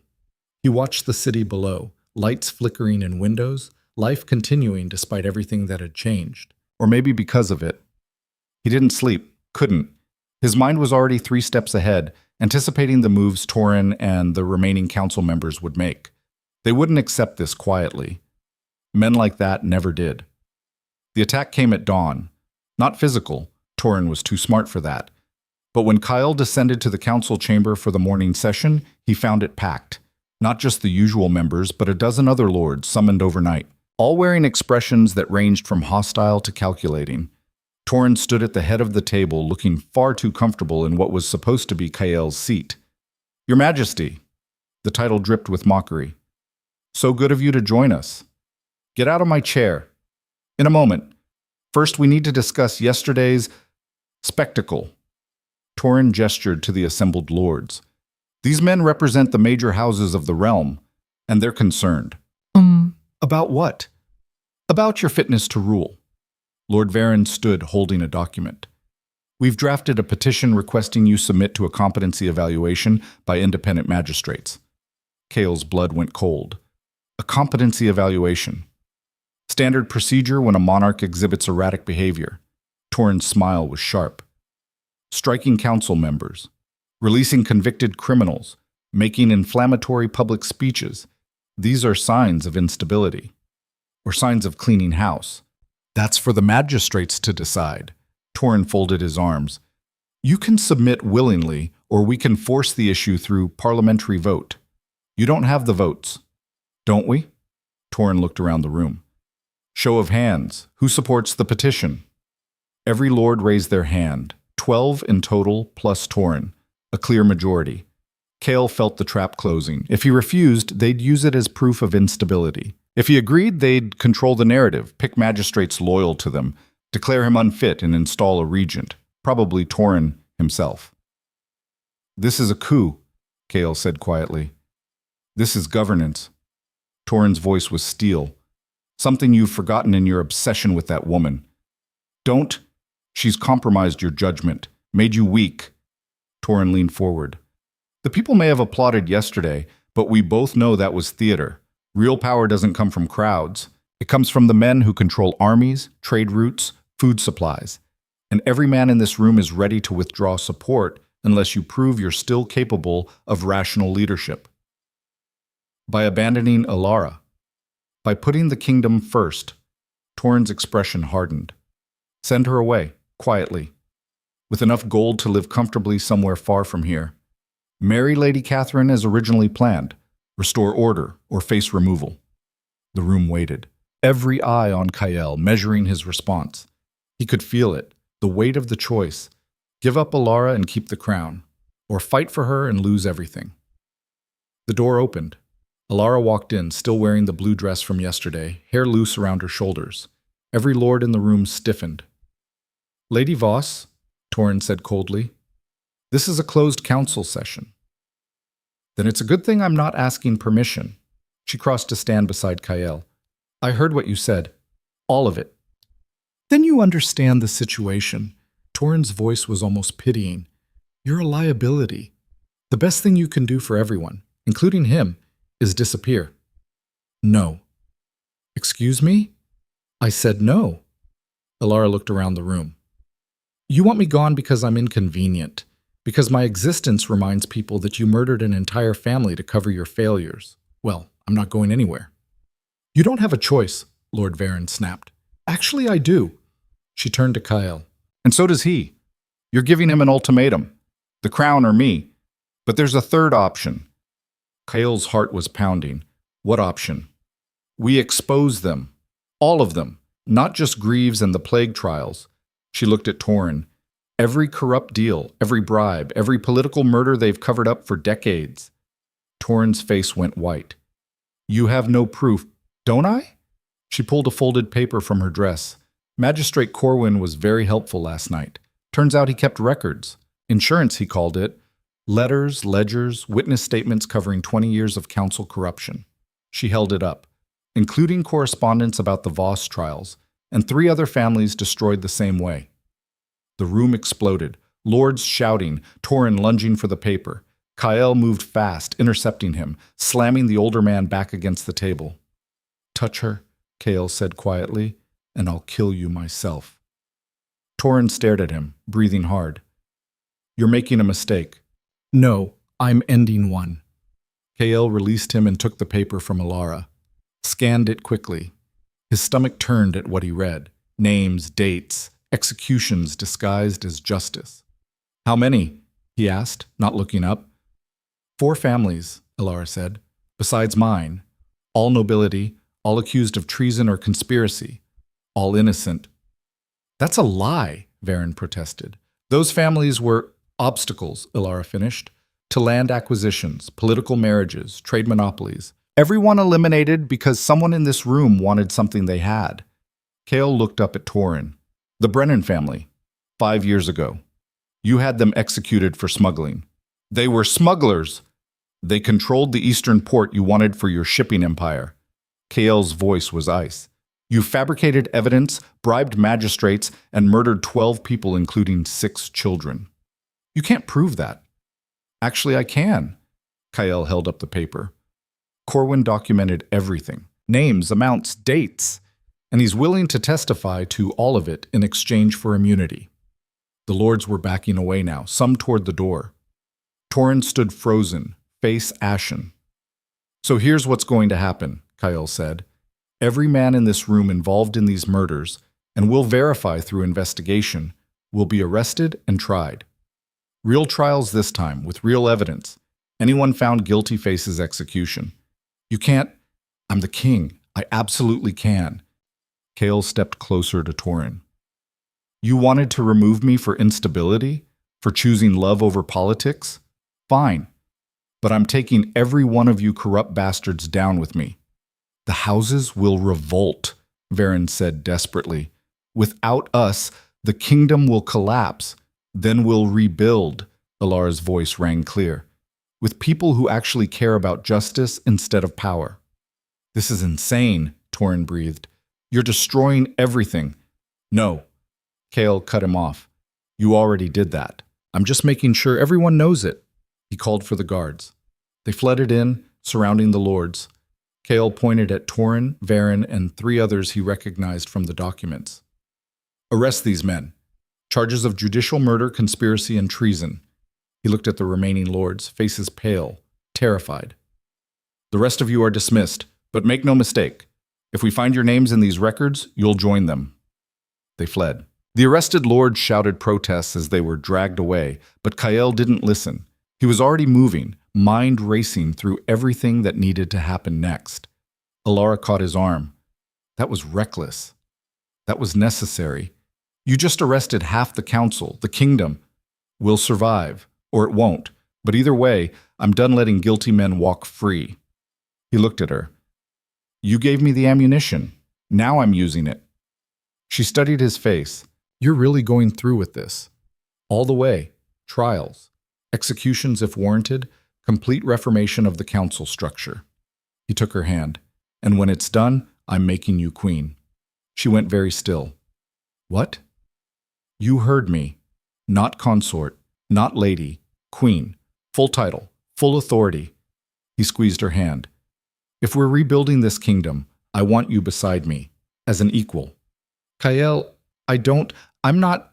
You're strong. You're honest. You survived 7 years of hell and came out unbroken. His voice softened. You're exactly what this kingdom needs. What I need. Tears welled in her eyes. That's not how this works. Queens are born to it, trained for it, or they're forged by fire and come out stronger than any training could make them. He lifted her hand to his lips. Say yes. She looked at him for a long moment. Then, barely audible. Yes. He kissed her, hard and desperate and full of everything he couldn't say. When they broke apart, both were shaking. Now comes the hard part, he said. That wasn't the hard part? Not even close. Whack. The trials took 3 weeks.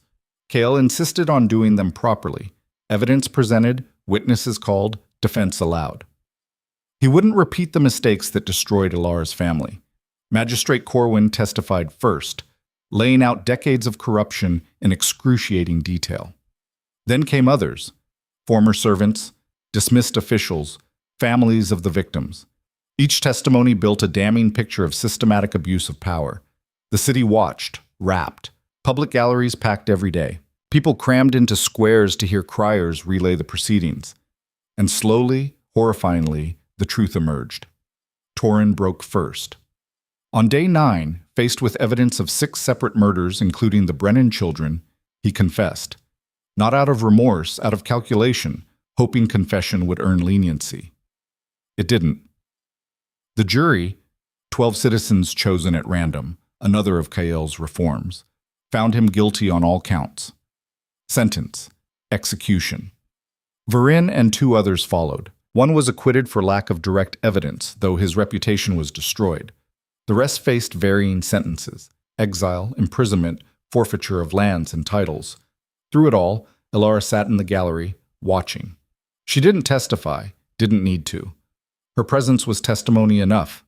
The daughter of the murdered, witnessing justice finally served. On the day of Torin's execution, Kael gave her a choice. You can watch, he said. Or not. I won't judge either way. She was quiet for a long time, then, I'll watch. Not because I want revenge, but because someone should bear witness. For all the families who couldn't. They stood together on the palace balcony overlooking the execution square. Thousands gathered below, some jeering, some silent, all watching as Torin was brought to the block. The axe fell. The crowd erupted, cheers and shouts and the ugly sound of collective catharsis. Alara flinched but didn't look away. When it was done, she turned to Kael. Does it feel like justice? She asked. I don't know. Does it to you? She considered. It feels like an ending, not the one I imagined, but an ending. She paused. What comes after endings? Beginnings, he said, if we're brave enough. The coronation was scheduled for a month later. Not a rushed affair, but a deliberate one, giving Kael time to restructure the council, appoint new advisors, draft reforms that would prevent future abuses. He chose carefully, promoted commoners with expertise over nobles with connections, created oversight committees with citizen representatives, established independent courts to check royal and council power. It was messy, chaotic, and met resistance at every turn. But slowly, piece by piece, a new system emerged. Imperfect, but better. Accountable, but functional. And through it all, Elara was beside him. Not as decoration or symbol, but as active participant. She attended council meetings, challenged decisions, proposed solutions. The advisors who initially resented her presence gradually learned to value her insight. Those who didn't were replaced. A week before the coronation, Kael took her to the Voss estate, or what remained of it, burned foundation, overgrown gardens, graves marked only by crude stones. Elara stood at the entrance, staring at the ruins of her childhood home. I haven't been back since the burning, she said quietly. Couldn't make myself. We can leave. No.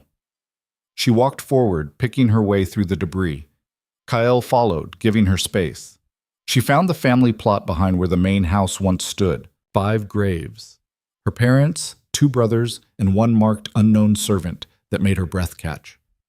Thomas, she whispered, kneeling. He was our gardener's son, 16.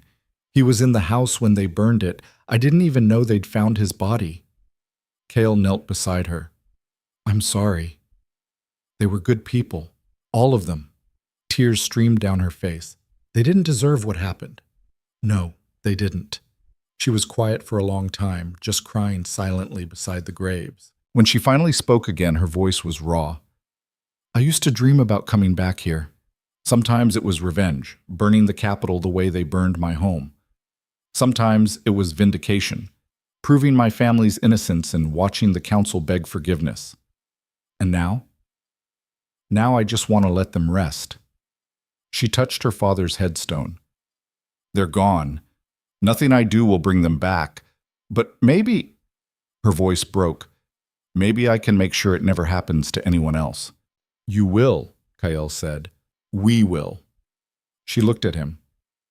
You really believe we can change things? I believe we have to try. She nodded slowly, then, I want to rebuild this place, not as a grand estate, something smaller. A school, maybe, for children who've lost families, so they have somewhere safe to grow up. I'll make it happen. And I want the graves maintained, all of them, including Thomas. Not forgotten, not abandoned. Done. She stood, wiping her face. Okay, I'm ready. Ready for what? Whatever comes next. She took his hand. Beginning, like you said. The coronation day dawned clear and cold. Kael woke before sunrise, nerves twisted tight. This was it, the moment he'd either cement the changes or watch them crumble under the weight of tradition and resistance. Elara was already awake, standing at the window in her nightgown, watching the city prepare. Having second thoughts? He asked. About 1,000. She turned to him. What if I'm terrible at this? What if the people still hate me? What if... Then we'll figure it out. He crossed to her. Together, like everything else. You make it sound simple. It's not. But simple isn't always better. He kissed her forehead. You've survived worse than a coronation. Barely. Still counts. She almost smiled. You're annoyingly optimistic. Someone has to be. The ceremony was held in the great cathedral. Ancient stone walls, stained glass depicting centuries of history. Enough space for thousands. The place was packed. Nobles in the front rows, commoners filling the back, overflow crowds outside listening to criers. Kael entered first, wearing full royal regalia, crown heavy on his head. The crowd rose, whispers rippling through the chamber. He walked down the center aisle, alone, and took his place at the altar. Then the doors opened again, and Elara entered. She wore white and silver, simple compared to the elaborate gowns traditional queens favored. Her hair was down, no jewels except the thin silver circlet Kael had commissioned, more symbolic than ornate. She looked nervous, determined, and absolutely beautiful.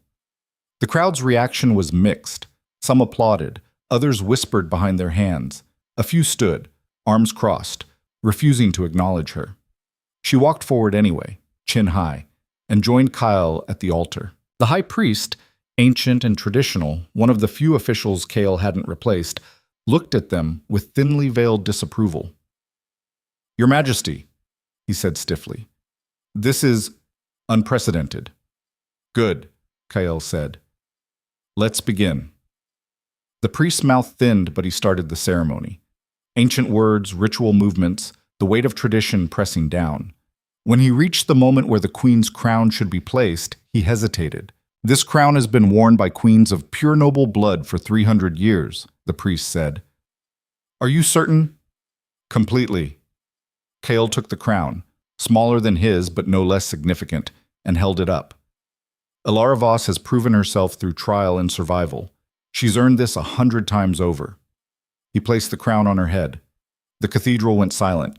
Then from the back, someone started clapping. A single person, then two, then a dozen. It spread forward, swelling into genuine applause. Not universal, but strong enough. The priest looked like he'd swallowed something sour, but he continued the ceremony. When it was done, Kael and Alara stood together as king and queen. "Speak," the priest said to Alara, reluctant. "The people await your first address." Alara turned to face the crowd. Kael saw her hands shaking, but her voice was steady. "I don't have pretty words prepared," she said. "No grand promises or royal platitudes. I'm not a queen by birth. Not trained for this. I'm just a woman who survived something terrible and decided survival wasn't enough anymore." The crowd listened, tense. "Some of you hate me. I know that. You've been taught to fear me, to see me as a threat." She paused. "And I understand. Fear is easier than questioning what you've been told. But I'm asking you to try, to look at what's been done in your name, the innocent executed, the corruption hidden, the power abused, and ask whether the real threat was ever me." Silence. Heavy and uncertain. "I can't promise to be a perfect queen. I'll make mistakes. I'll struggle with things other queens take for granted. But I promise this. I'll never lie to you. I'll never sacrifice innocent people to protect the guilty. And I'll fight every day to build a kingdom where justice actually means something." She took a breath. "That's all I have. If it's not enough, then I hope you'll tell me what is." No one spoke for a long moment.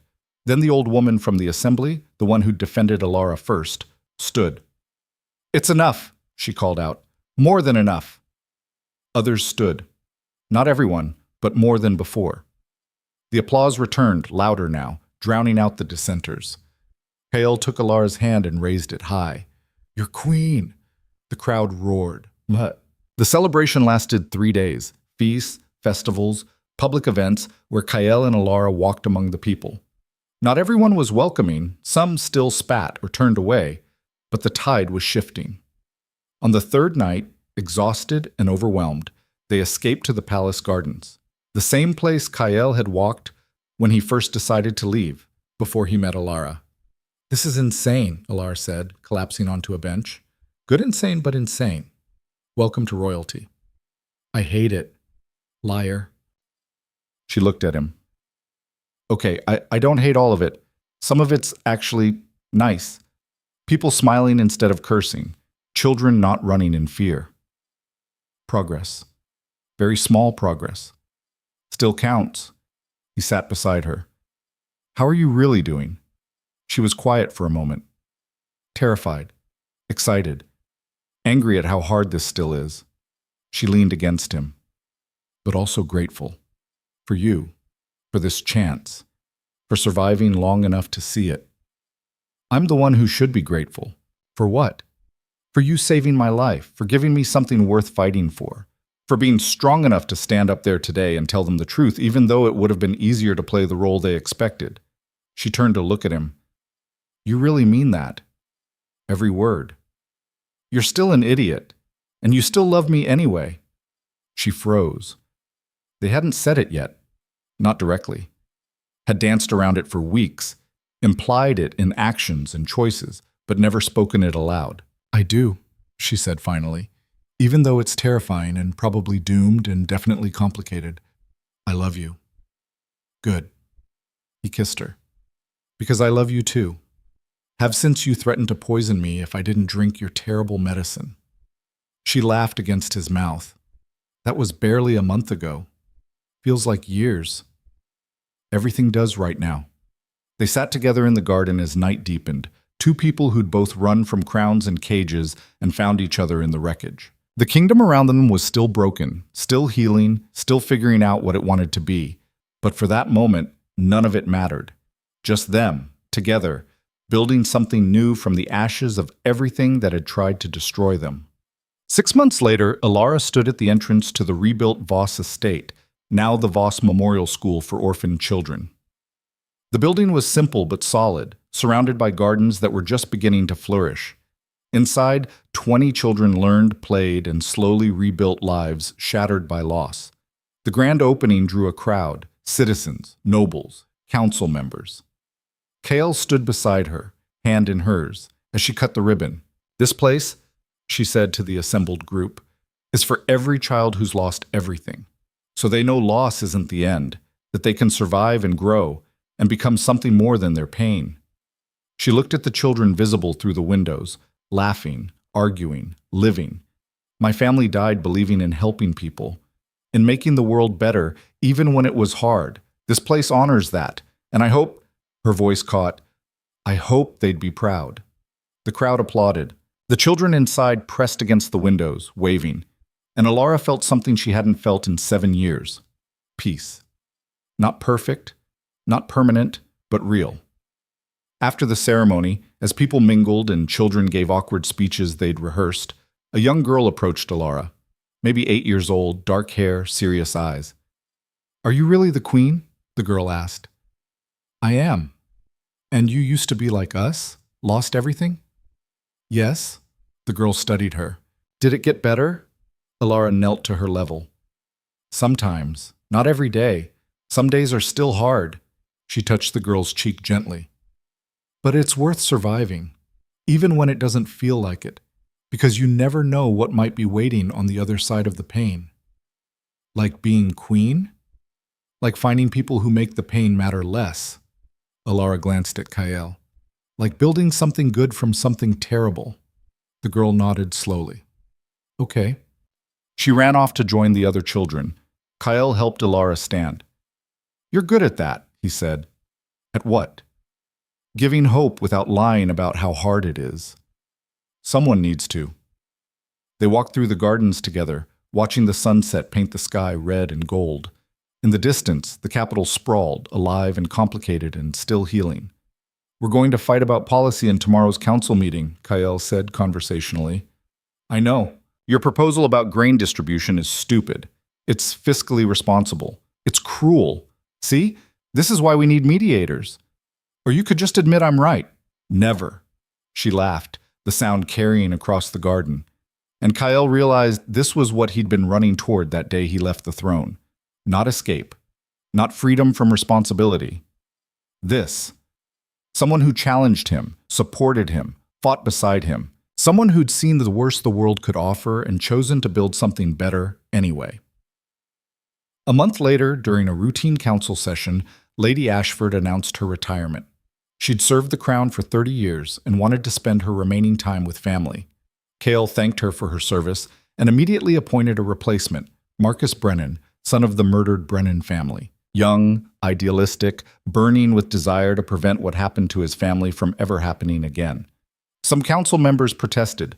Too young, too inexperienced, too obviously chosen to make a point. Then he'll fit right in, Alara said, since half of you said the same about me 6 months ago. The protest died. Marcus took his seat, and slowly, meeting by meeting, decision by decision, the kingdom continued changing. New roads built, trade routes opened, laws reformed. A citizen council established to challenge royal decisions when needed. Not everyone liked it. Some nobles fled to neighboring kingdoms. Others plotted in secret, plots that were discovered and dismantled before they could grow. The resistance was real but diminishing, because the people, the actual people, not just the powerful, were seeing results. Lower taxes, fairer courts, opportunities for advancement regardless of birth. It wasn't paradise. There were still poor districts, still crime, still suffering. But there was also hope, the kind that came from knowing the system wasn't rigged against you from birth. 1 year after the coronation, Ilara woke to find Kael already gone from bed. She found him in his study, surrounded by papers, looking exhausted. Couldn't sleep? She asked. Border dispute with the northern kingdoms. They're claiming we've been encroaching on their territory. Have we? No. But Lord Varric's grandson is trying to stir trouble, wants to prove he's not his grandfather. By starting a war? Apparently. Kael rubbed his eyes. I'm trying to draft a diplomatic response that doesn't sound either weak or aggressive. Ilara looked over his shoulder at the mess of crossed-out attempts. You're overthinking it. I'm trying to prevent bloodshed. By tiptoeing around the truth? She pulled a fresh sheet of paper. Try this. The border was established by treaty 50 years ago. We've honored it. If you want to renegotiate, send ambassadors. If you want to invade, remember what happened to the last people who underestimated us. Kael stared at the words. That's actually perfect. I know. And slightly threatening. All good diplomacy is. She kissed his cheek. Send it. And then come back to bed. You're useless when you're exhausted. I can't just... Yes, you can. The kingdom survived before you stayed up all night worrying. It'll survive now. She took his hand. Come on. He let her lead him back to their chambers. As they settled into bed, he pulled her close. Sometimes I can't believe this is real, he said, that we made it here. Here meaning in bed together? Here meaning alive. Together. Ruling a kingdom that's slowly becoming something worth ruling. Slowly is the right word. Still counts. She turned to face him. Do you regret it? Any of it? Walking away from the throne, coming back, all the fights and trials and chaos? Not for a second. He kissed her forehead. I'd do it all again. Every miserable moment, if it meant ending up here with you. Even the part where I threatened to poison you? Especially that part. She smiled against his chest. Good, because I'm not going anywhere. Either am I. They fell asleep wrapped around each other, king and queen, two people who'd survived the worst their world could offer and chose to build something better, instead of just surviving.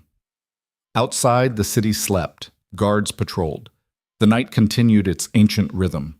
And somewhere in the Voss Memorial School, a child who'd lost everything looked up at the stars and thought, maybe, just maybe, things could get better. Because if the witch queen could go from outcast to crown, then anything was possible. Bodmin. 5 years later, Ilara stood on the same palace balcony where she'd watched Torrhen's execution, but this time the square below was packed with celebration. The kingdom's first elected citizen council was being sworn in, representatives chosen by the people to advise and check royal power. It had taken years of negotiation, compromise, and occasionally shouting matches in council chambers.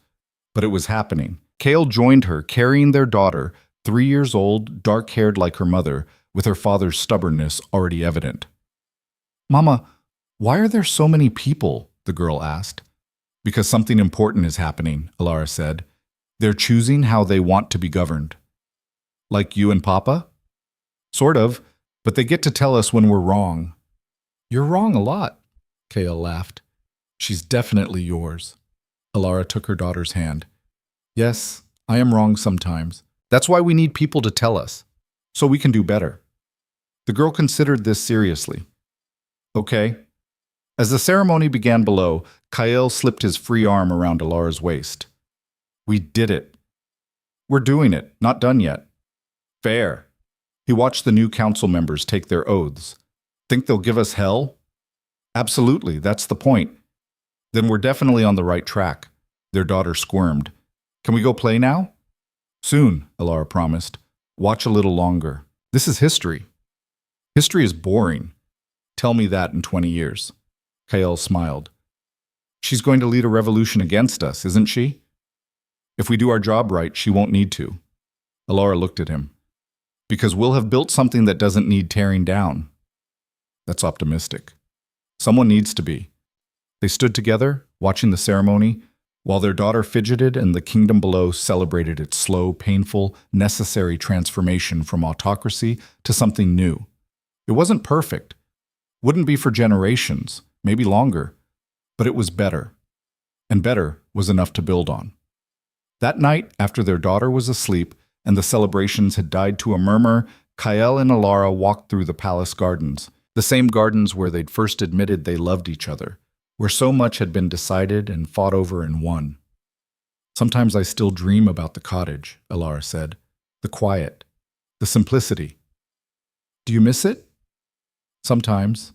Not the fear or the isolation, but the peace of just existing without being watched. She leaned against him.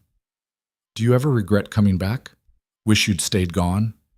No, because if I'd stayed gone, I wouldn't have found you. Wouldn't have realized running from responsibility isn't the same as freedom.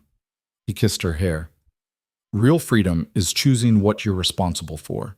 And I choose this. Us. Them. He gestured toward the city. All of it. Even when it's hard?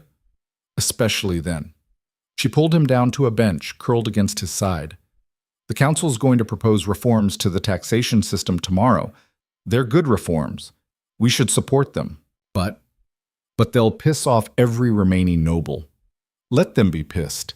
The nobles have had their way long enough. See, this is why I love you. You've gotten radical in your old age. I'm 34. Ancient. He kissed her, slow and deep. Still younger than you. By 6 months, and still counts. She laughed, the sound echoing through the garden, and Kael thought this, right here, this moment, was worth every bit of pain and fear and chaos that had brought them here. Not because it was perfect. It wasn't. They still fought, still struggled, still faced opposition and setbacks, and days where everything felt impossible. But they faced it together, built something real from the ashes of everything that had tried to destroy them. And in the end, that was all anyone could hope for. Not perfection, not ease. Just the chance to fight for something worth fighting for, with someone worth fighting beside. The city slept around them. The kingdom dreamed of tomorrow. And two people who'd survived the worst of it sat together in the garden, planning the next battle in a war they'd chosen to fight. Not for power, not for glory, but for the simple, radical idea that people deserved better than what they'd been given. And sometimes, against all odds, that was enough to change the world.